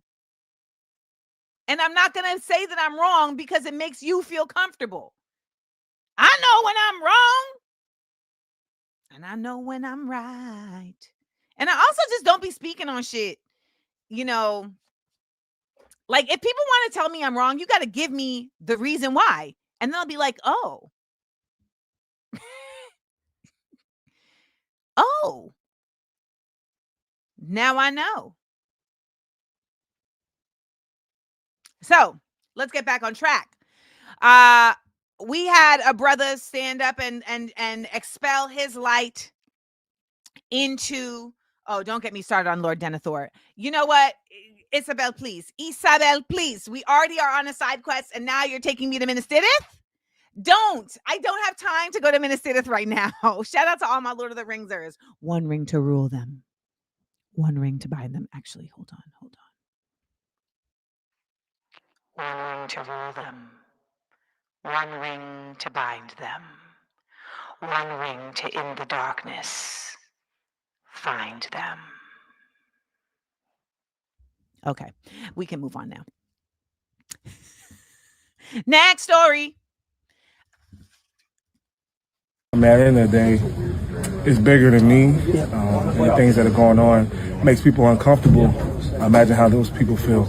I think that's the biggest thing. I have no affiliation, no connection to these people other than the fact that I'm a human being. And if you have a heart and you're a human being, you can see what's going on in the world. You check yourself real quick. And even when I'm walking off this field, that's the type of stuff that goes through my head that I have to check myself when I'm sitting there crying about football, when there's people who are dying every single day. So that is Azeez Al-Shaair. And he is literally being fined right now because this man put on his face tape that says, "Stop the genocide." And what they're asking him is like, why'd you do it? And he's like, because it's a genocide and it needs to stop. So here he is with the tape. And, you know, this is his kneeling situation. Now, if you ask me, he should have been doing it every day once you start it. But nonetheless, you know, we're going to make sure that we highlight those who are bringing light, those who are bringing love. We're going to make sure that we are not only talking about the negative wildness that's going on in this world, but that we are lifting up the positive, because it is a force and it's out here, and they will try to convince you that it is not effective, and it is effective, and it will be if we can all consciously believe in it. Now, shout out to Minnesota because they are coming forward with a forceful effort on Friday. Up, Trump. We ain't fucking with you. Get out of Minnesota. Important doesn't feel like a strong enough word for what this means this coming Friday. It's exciting to consider the power that people's pocketbook, as they say, has. We're trying to rally some people together to walk the streets to kind of like shut down businesses, shut down everything pretty much because we want to get ICE out of here. It's a protest that allows us to remember how big our community can be, as strong as it can be when we come together. You have to stand up. This is not normal. We should not normalize this type of behavior. The people have power in this country. That's what it's going to take, is all of us coming together, having each other's backs. Hopefully the rest of the country can see that this walkout, this strike has an impact, whether big or small. We built this shit. You know what I'm saying? We made this from the ground up. We can take this shit down and take it back. We're human beings, bro. You gotta have heart here, bro. You feel me? You gotta have a heart, bro. You can't just put all of us in one circle and try to make us paint us as criminals, bro. It's real hard working Somalis, Mexicans, white people, all that, bro. Get ICE out of Minnesota. Shout out to Breakthrough News for always doing the damn thing, and big ups to the homie Eugene Puryear. Should I be watching Naruto? You know, I never watched Naruto. Should I be watching Naruto? Like, is that something I need to bring into my life?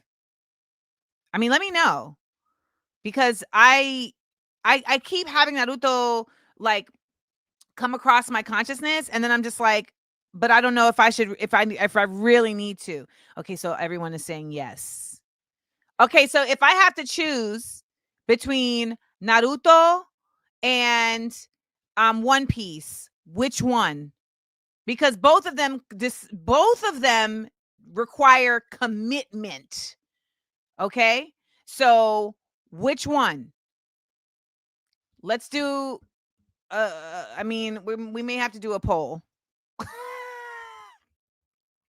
Because One Piece is like 50 years long.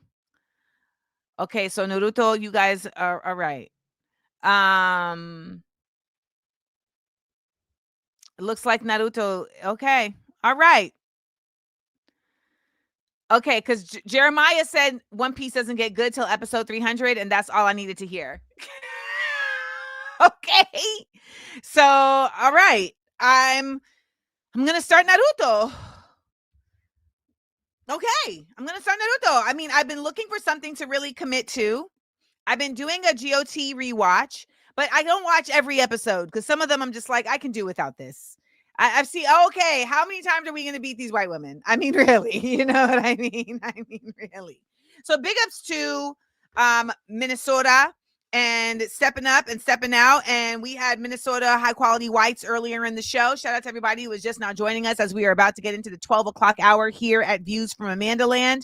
If you are just joining us, then you missed that earlier we were joined by Dr. Melina Abdullah and Ms. Tyler, cousin of Keith Porter, the brother in Los Angeles who was fatally gunned down by an off-duty ICE officer who lived in his apartment complex. This is on New Year's Eve. And we had a great conversation lifting up Keith Porter's name and the work that they are doing in California and that folks are doing all over the nation to keep his name lifted and to attempt to get justice served for his life being stolen by these ICE agents. I also want to remind you that it's very necessary to remember the language of abolish ICE. Abolish ICE. Okay, so also just coming back to Naruto, like y'all are talking about filler episodes. So should I not watch? Like what the filler episodes are going to bother me? So this is what I'm going to do. I'm going to try because like Avatar has filler episodes, but the filler episodes in Avatar I appreciate. You know what I'm saying? Oh, wow. There's a list online of Naruto filler episodes. Okay, but then people are saying, no, you do need to watch the filler episodes. So, okay. I mean, I can't tell from y'all if you like the filler episodes or not. Because people are like, there's a lot of filler. So I've seen, this might get me dissed. I've seen the first live action episode of One Piece, and I was like,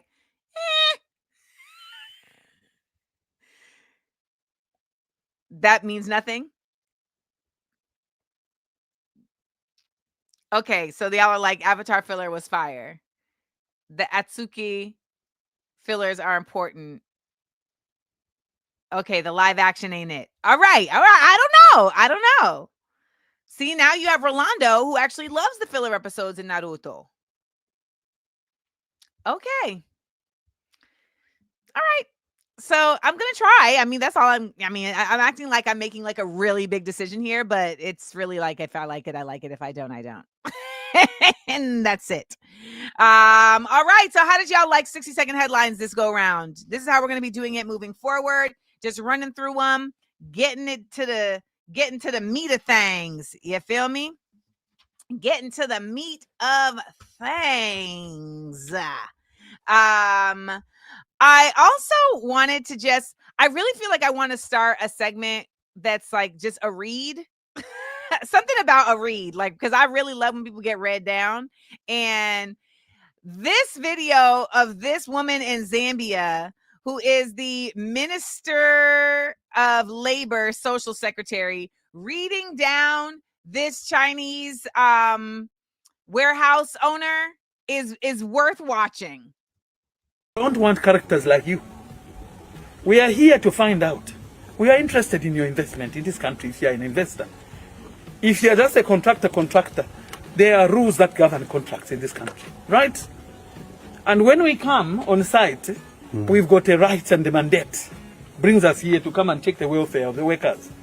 If these workers are well taken care of, you will be more productive.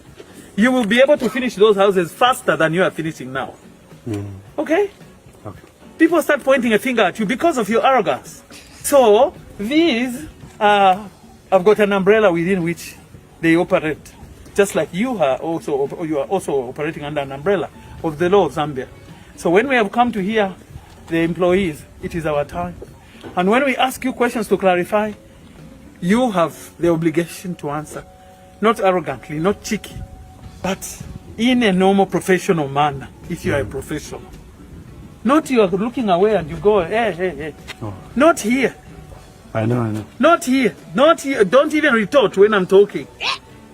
You have your own time to speak. Okay? So if when I'm asking these ones, don't answer. When it's your time, answer. You were engaged here. DC was talking to you. I'm talking to them. What makes you want to jump and go? Pay attention to the DC. I'm talking to DC.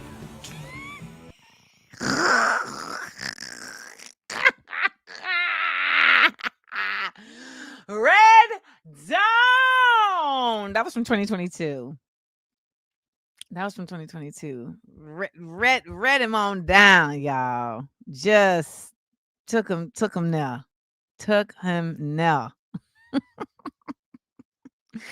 Oh man. Well, before we get into the next segment, I want to play for you all this segment of Dr. Martin Luther King from my show, What Would the Ancestors Say? Now, we just had Dr. Martin Luther King's birthday celebration on the 19th observed here in the United States. And I want us to just remember that the Dr. King that got a celebration birthday, that birthday is not about Dr. King. That birthday is about pacifying the people. That man would not have wanted a birthday. I promise you. Apparently, the next sermon that he was supposed to give was why America is going to hell. And he was assassinated before he was able to give the sermon. It is also said that the person who killed him ended up not being able to be linked to the weapon. So eyewitness testimonies also said that they saw other people moving in bushes, etc., etc., etc. You know, and we just have to know and understand that everything we're told is a lie. So, like, why would they tell the truth about that? You know what I mean? Why? Why would they tell the truth about that? They wouldn't. There's no reason to tell the truth about that. We know from the FBI files that came out that there was immense efforts to do everything in their power to create dissension between Dr. Martin Luther King and everyone around him, the same way that there was immense efforts to create dissension amongst the Panthers. And while I'm talking about the Panthers, can I also just, I keep seeing people using the word infighting.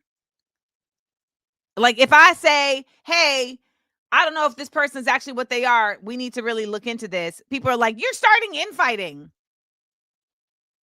That's not what infighting is. Infighting is creating conflict for the sake of conflict.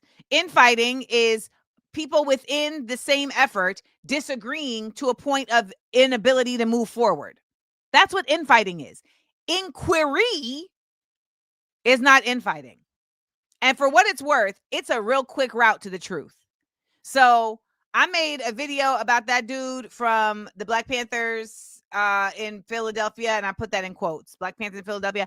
I made a video about that dude 3 days ago. He should have been vetted and proven to be what he is by now, He is not. So we'll talk about that a little later. But let me just show y'all some Dr. King real quick, because I'm really proud of the work that I did for What Would the Ancestors Say, and for this live stream that we did for Live from LA.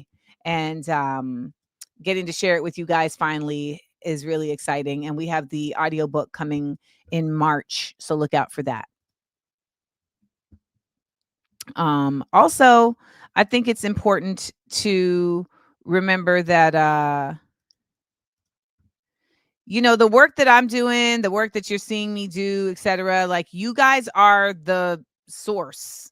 So I love that you guys continue to support my work, and that you are bringing new people to the place to support the work as well, because without the new folks, I'd just be draining y'all, and I don't want to drain nobody. Had been a very prim and proper Negro. However, in Where Do We Go From Here? Community or Chaos, the last book he wrote before being assassinated on that fateful balcony in Memphis, Tennessee, he laments that a year after the Voting Rights Act had passed, though the law changed, the American sentiment toward the Negro had not. This was the burning house that MLK Jr. feared he'd integrated his people into. We're so often sold a version of Dr. King that is palatable to the oppressor, one that depicts him as like an obedient subject, passively asking for their rights on bended knees, like, please, sir, I'm all right, sir. Why is this audio not playing? That is so annoying. Stand by. Someone asked if we can meditate for 15 minutes together. That's not really what this show. Okay, the answer is no, just because I don't like meditating. So I was about to give you a whole thing, but I don't like meditating. It's not my jam. And so no. But I respect it. But no. And 15 minutes is like a really long time.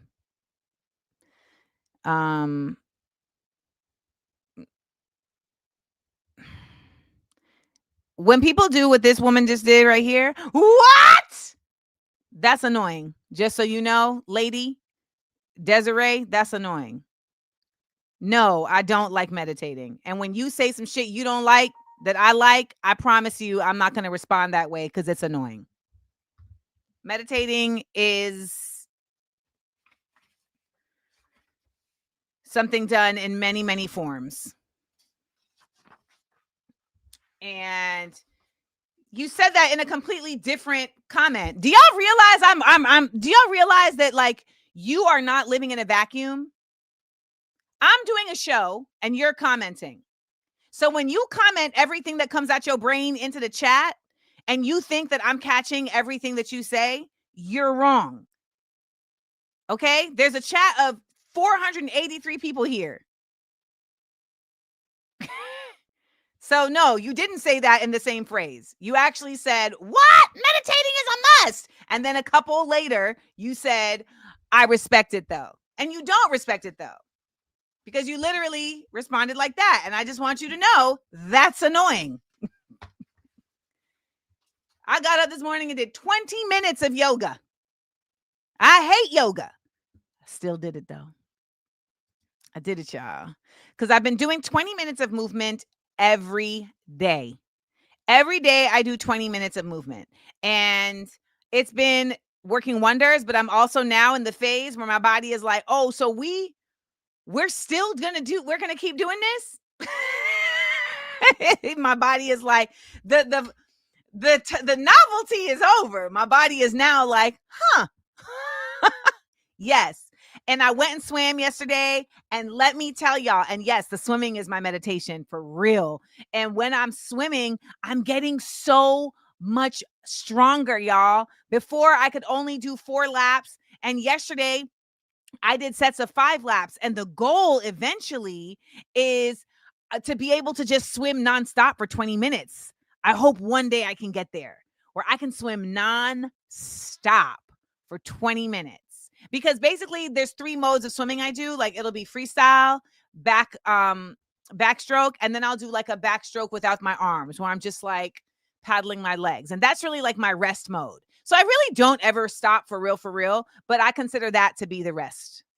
And I want to reach a point where I don't even have to do that. I'm either front stroking or back stroking, front stroking or back stroking. Pause.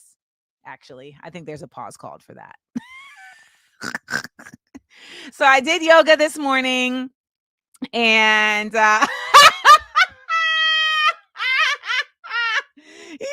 said I have crazy upper body strength. I do though.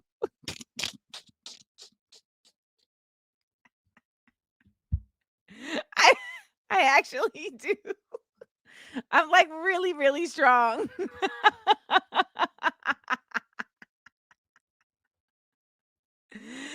Oh my God. All right. Nick attack. Let's get into this video I've been trying to show y'all. Oh my God. Had been a very prim and proper Negro. However, in Where Do We Go From Here? Community or Chaos, the last book he wrote before being assassinated on that fateful balcony in Memphis, Tennessee, he laments that a year after the Voting Rights Act had passed, though the law changed, the American sentiment toward the Negro had not. This was the burning house that MLK Jr. feared he'd integrated his people into. We're so often sold a version of Dr. King that is palatable to the oppressor, one that depicts him as like an obedient subject, passively asking for their rights on bended knees, like, please, sir, I'm all right, sir, rather than forcefully demanding them, when in actuality, he was only 26 at the start of the Montgomery boycott. And by his death, he was 39. You know how much you change in that amount of time? Like, I was dating drug dealers at 26. I still was at 39.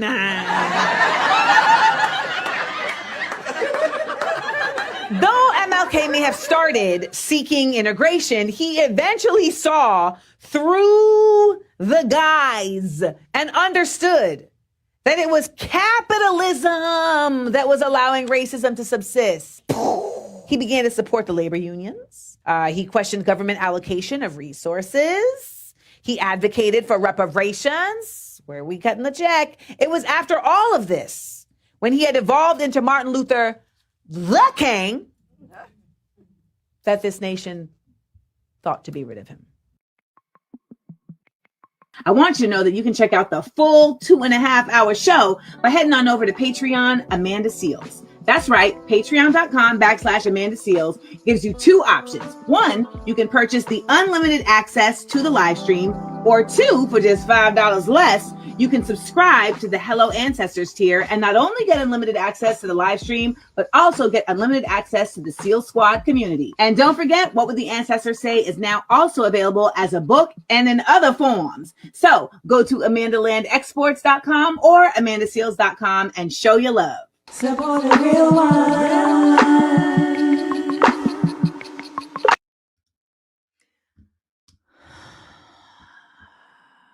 Dr. King. What is it about the drug dealers? You know what I mean? Also, Rishla has entered the chat. She said I was driving, so I couldn't talk much. What is it? What is it about the hustlers? Somebody decode that for me. Is that what it is, Denise? The no fear? Their confidence? I don't know. They're dealing dreams. I mean, that's what it is, Hema. Anti-establishment. Yeah. It's very that. It's very anti-establishment. It's actually not anti-capitalist. Drug dealers are the most capitalist. but they're anti-establishment capitalists. They're like, I'm gonna get it without, I'm gonna get it from you, but not by like for you. Does that, I don't know. There's the rebel element of it. Man, I don't know. They actually do answer to a lot of folks. Unless you dating like Chapo, they answering to folks. Listen, they answering with their lives, to be quite honest. Yeah. So, and as Hamid said, it's constant fear. But let's bring it back. That's really what it is. It's the swag. Yeah, it's the Timbs and the rugged demeanor. I don't know. Jack Knott brought it back for us. If they're not answering, they're already in trouble. Okay? Man, listen. Well, Buddha girl, let me expound upon that. It's not that the United States has always been in the drug game, but the Zionists have always been in the drug game because the English have always been in the drug game because, honey child, they was peddling that opium. Okay? And then when they wasn't doing it with China, they was doing it with Afghanistan, with the U.S. So the drug game always been on one. All right? And I just think that when a lot of, so to bring this all back to MLK.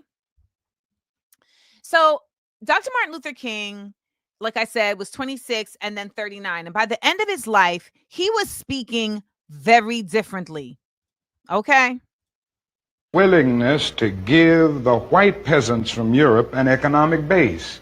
And yet it refused to give its black peasants from Africa, who came here involuntarily in chains and had worked free for 244 years, any kind of economic base. And so emancipation for the Negro was really freedom to hunger. It was freedom to the winds and rains of heaven. It was freedom without food to eat or land to cultivate, and therefore it was freedom and famine at the same time.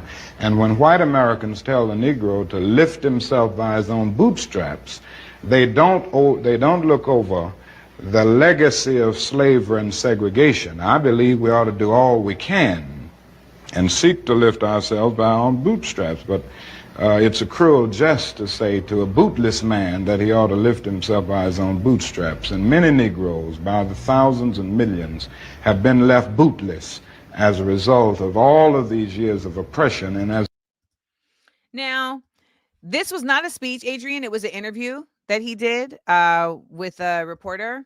So Dr. Martin Luther King and Malcolm X, people have pitted against each other by nature of course, this idea that you can only exist one way. However, I want to bring something to your attention that you may not have thought about. When Malcolm X entered the movement, he had already lived an entire life. He had been Detroit Red. He went to prison.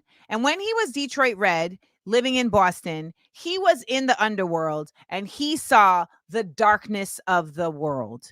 He saw how dark it can get. He saw evil face to face. His father was killed by the Klan. His mother was then rendered insane and taken away from him.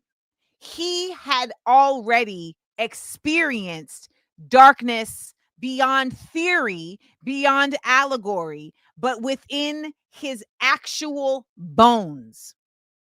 And thus, when he was brought to the light via the study of the Nation of Islam and entered into the movement, he was carrying with him an intrinsic knowledge that came to meet his theory. And those two things married each other and created the person that we came to love and respect. When we meet Martin Luther King Jr., he has not met darkness at that level yet.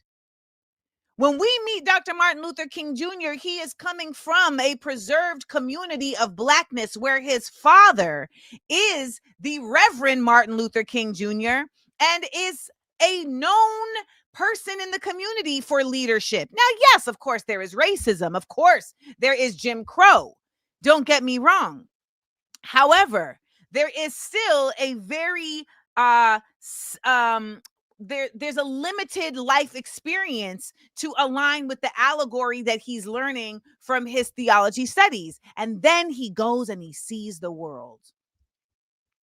And then he goes in front of the actual hate and race on a whole other level. And he is jailed and he is beaten. He has seen people that he knows to be good people murdered. And he starts to witness the darkness that Malcolm already had in his own life. And so by the time he gets to 39, he has the same wisdom. And Malcolm, by the time he's assassinated, has gone and seen the world and now has the ability to understand, oh, there is kindness beyond our blackness and we need to come together as a global understanding. And now they are actually in alignment. And that would have been an incredible force for all of us. And that is why they were removed from this earth. Once you are able to align your experience and your theory and allegory, you come into awakening. That is why it is important to travel. That is why it is important to have people around you that have different perspectives. And that is why it is important to challenge yourself, to go into spaces of uncomfortability, to stretch you, to let your cells manifest in different environments. And we see this Dr. King in his book, the last one before he passed, Where Do We Go From Here, Chaos or Community? This is the book. This is what he should be remembered by. Not simply by his dreams, but by his revelation. Because the dream was the speech. This book right here is the revelation. It's the understanding. That's where we want to meet people at. Like, don't talk to me about what I was saying 4 years ago, because I'm in the revelation phase. And that's where you want to meet people. That's where you want to come together with them. A lot of folks are not in the revelation phase, but they got a lot to say. And that's why I don't want to talk to them people. I don't want to talk with them. I want to talk to them if they want to hear me. I've heard it phrased as butterflies talking to caterpillars.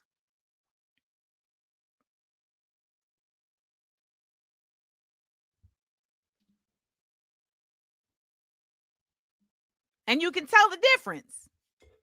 Now, listen, just because you're a caterpillar don't mean that you ain't trying to become a butterfly.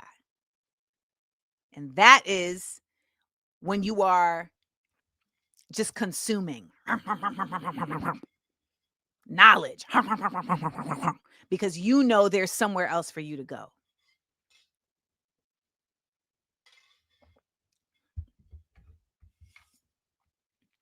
So I feel like it's just important to not have those who have spoken for us and lived before us be presented to us by those who don't even want us to live. Okay? As we are living, I want us to find methods and ways to manage the world that we are in. And so we're going to get into our Level Us Up posthumous guest for the day. AmandaLand.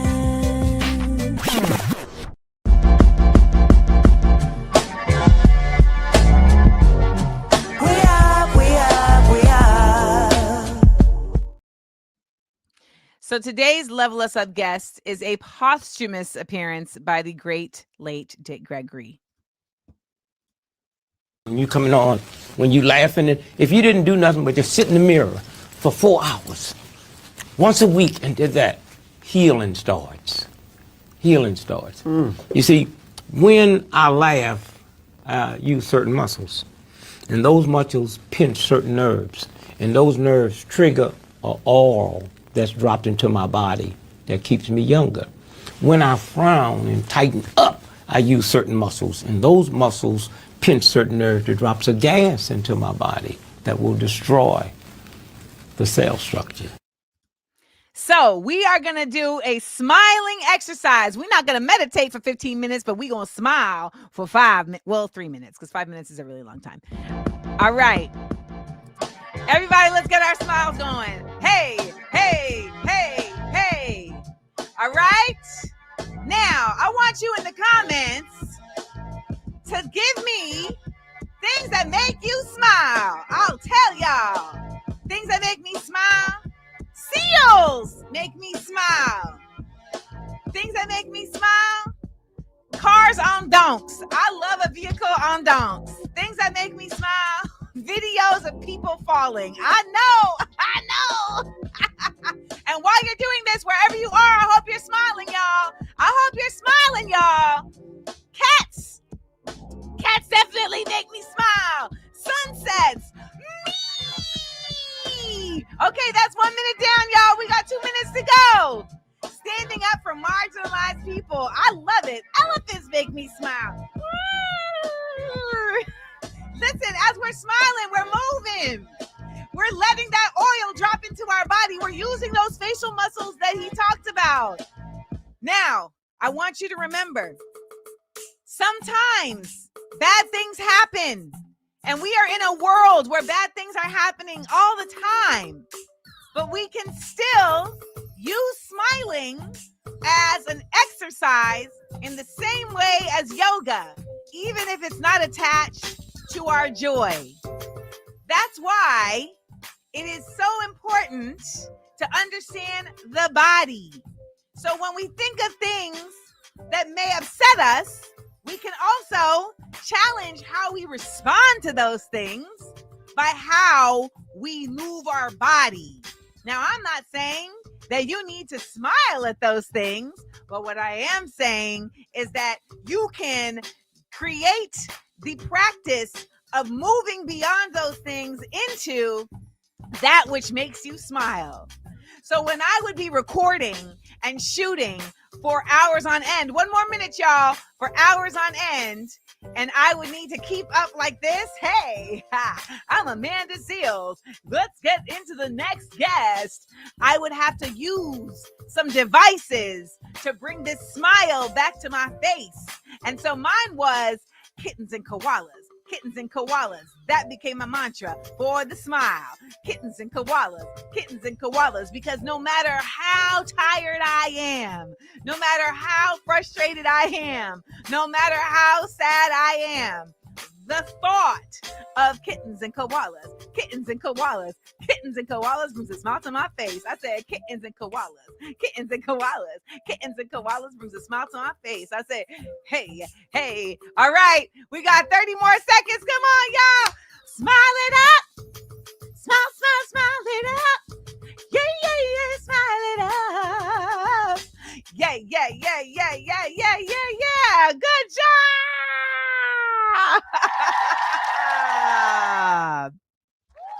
Good job. So remember that as a tool. Remember your body as a tool for challenging the effort to bring you into misery. Don't let this be something to tell you that you can't have grief. Yes. However, the dopamine gets unlocked because of you.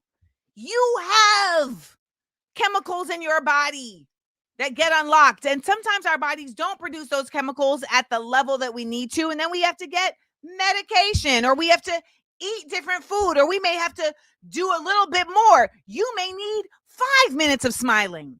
But if you can try to give yourself 3 minutes of smile therapy every day, and I mean legit smile therapy every day, I will tell you, when I was going through a depression, I learned about this and it saved me.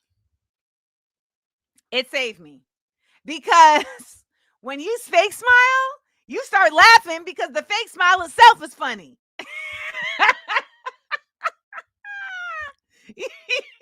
You start cracking up at yourself fake smiling. Okay? You be in the mirror like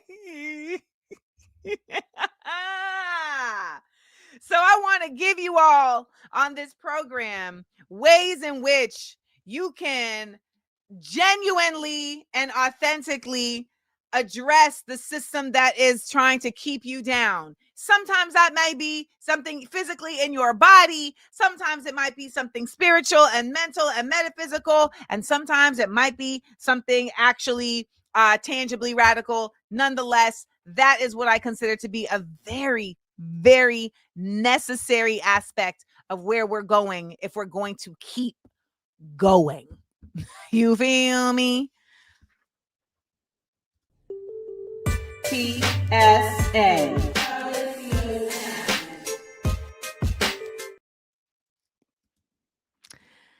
So this week there's been a lot of chatter about the use of the Black Panther name by a group in Philadelphia.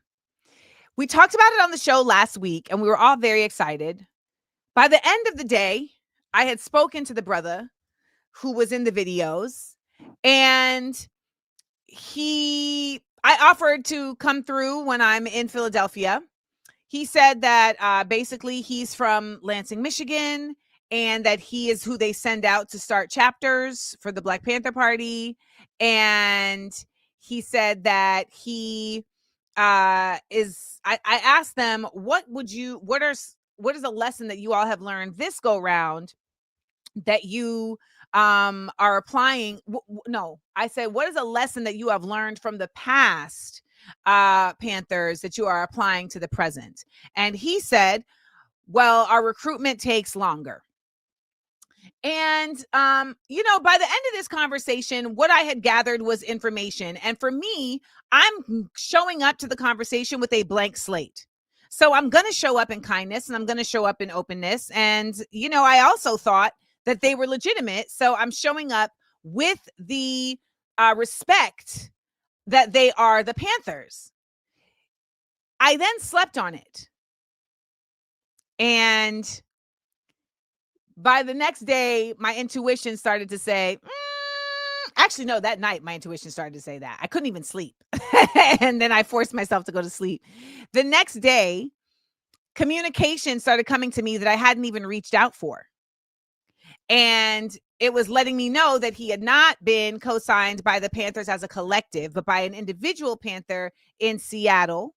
And that Panther had given him permission to use the Panthers' name and use their likeness in the work that he's doing.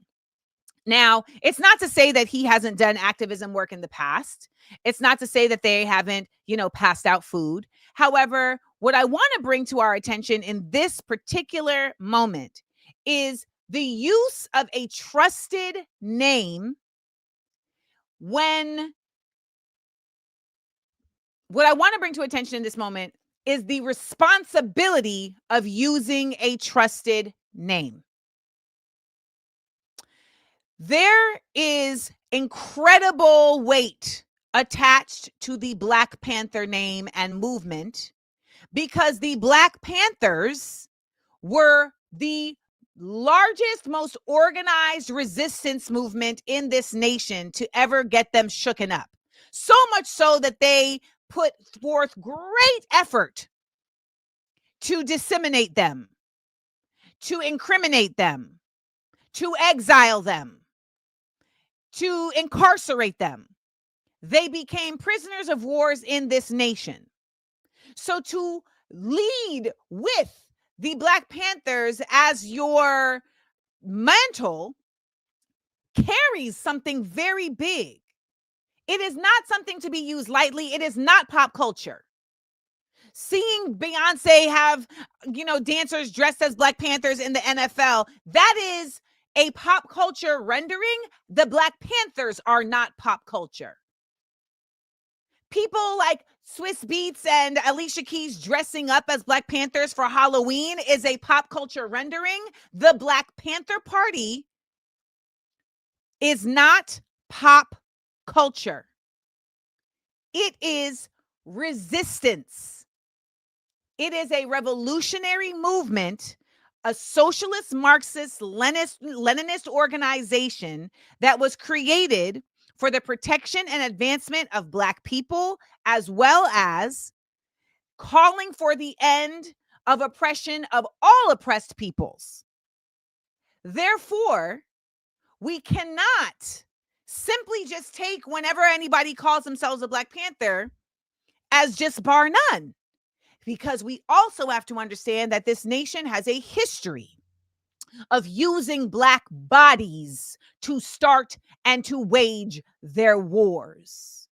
And there is a war on the horizon. When you're seeing all the geopolitical movements that are happening around and the United States is at the center of all of them, you better believe it'll be at the center of the war on the horizon. And who will be out there first? Well, they're incarcerating and deporting all of the brown people. So who do you think they're trying to get out there to be used to co-opt for their regime change? Yes, it will be us. Listen, the history is long. Haitians, specifically the Chasseurs Volontaires de Saint-Domingue, were a regiment of free men of color that fought alongside American and French forces in the 1779 siege of Savannah during the American Revolution. They were there. We know about the Black folks in the Civil War. We know that they then made slavery they made slavery unlawful in the rebel states only. Remember this, in the rebel states only, so that they would garner the force of Black freed slaves joining the Union. Sorry, Black runaway slaves joining the Union for their freedom. It was still legal in places like Ohio and Kentucky. Is it Kentucky or Missouri? It was still legal. However, they made the rebel states no longer lawful in slavery so that the Black folks that were there would feel compelled to risk their lives to escape and put their lives on the line to attain freedom. There is a history of using Black bodies to fight the wars in the United States. There is a war coming, and there is an attempt to use Black bodies. It will happen. And we have to be incredibly vigilant. At some point, we have to learn. So when I see a brother out there dressed in the costume of a Black Panther, however, not being co-signed by Chairman Fred Hampton Jr. or by Frederica Newton, Huey P. Newton's wife, who is still alive and was in my comment section saying, thank you for posting this. No, when I see that Maisha Newton, Huey P. Newton's niece, is literally taking legal action against this individual's setup because she's claiming that this is a possibility for defamation, I say we have to do this type of vigilance because we are consistently under a psyop that studies us. Do you know that? They study us. They know what we like. They know what we trust. And they use it to use us. So no, you can't be out here just throwing chairman in front of your name and throwing a beret on your head and talking about we're the Black Panthers.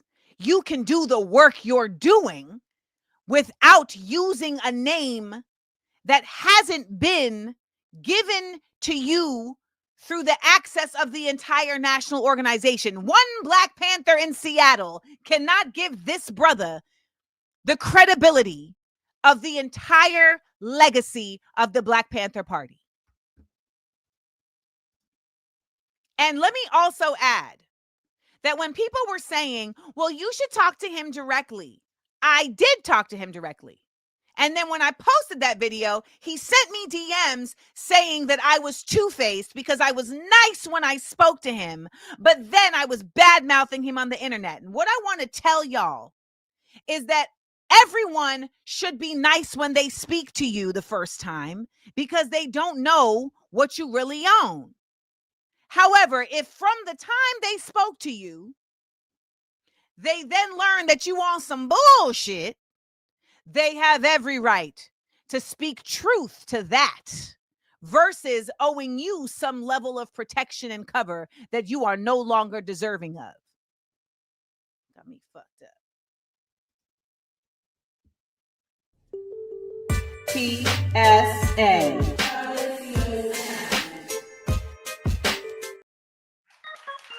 Hey, come on now.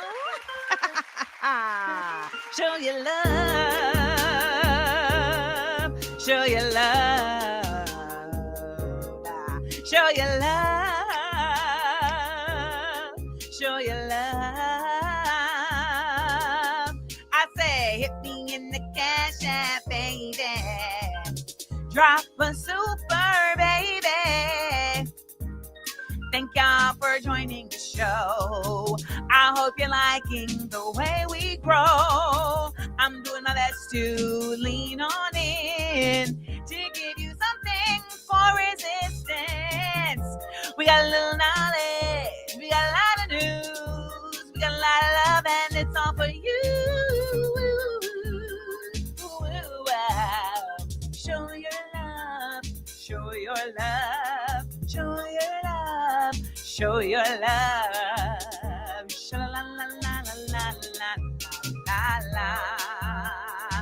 Shout out to the replay crew. Shout out to everybody joining us. We had a great show, if you ask me. And I want to thank Dr. Melina and Ms. Tyson for joining us. Ms. Tyler for joining us. And I want to just remind you all that this is a space that continues to be such a beautiful release for me as well. This is definitely both of us involved in this. I also want to remind you all to please subscribe to my newsletter. Okay? Because I am truly of the mind that they can take this joint anytime they want.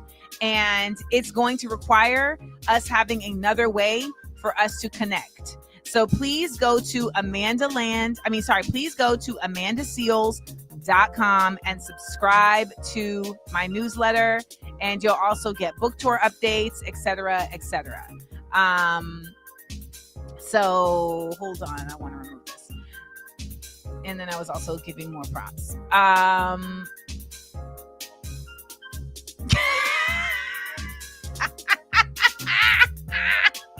Desiree said, but I stuck it out. Desiree said, I stayed for the ride. We love you for that, Desiree.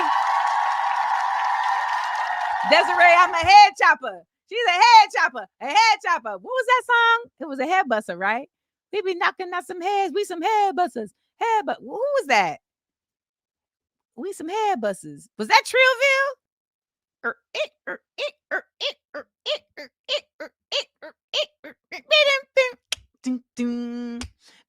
Or was that Little Scrappy? No, head buster was Trillville, right? Yeah, we some head busters. We'll knock you out the way. We some head busters. What it is? Oh, that was Scrappy? Okay, that was Scrappy. But Trill Bill wrote the song and produced the. Trill Bill wrote the beat, produced the beat, because they was both out of TVT. And you know what? I was supposed to be in that video, and MTV hated. For the record, I was supposed to be in the Head Buster video, and MTV hated and said, "No, you cannot be in the video."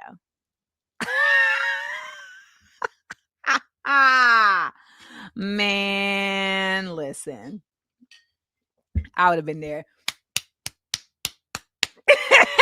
It was a time. It was a time.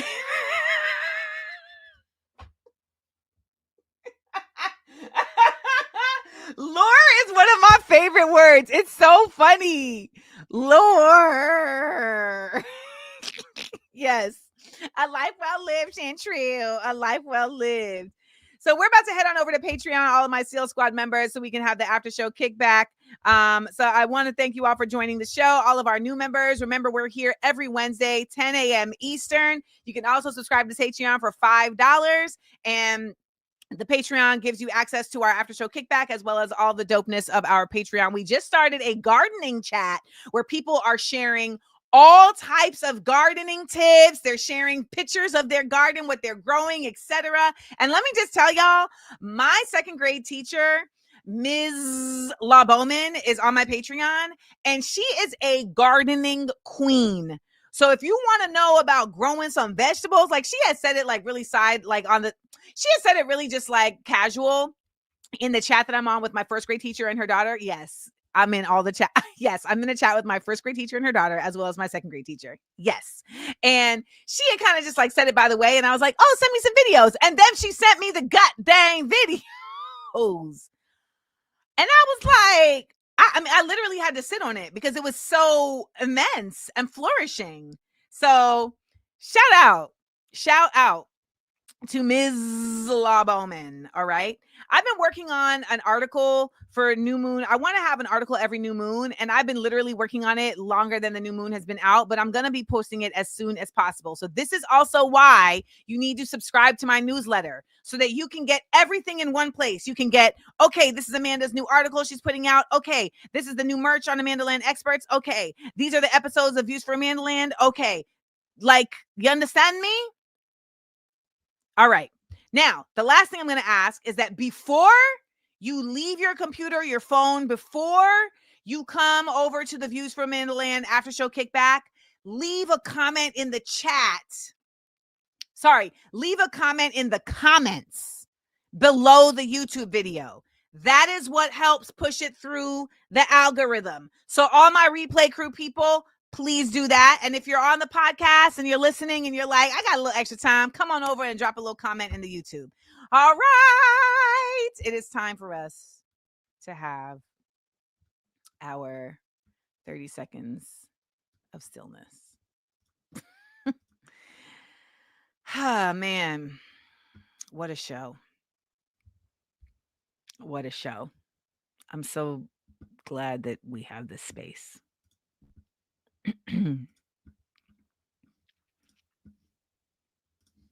30 seconds of stillness.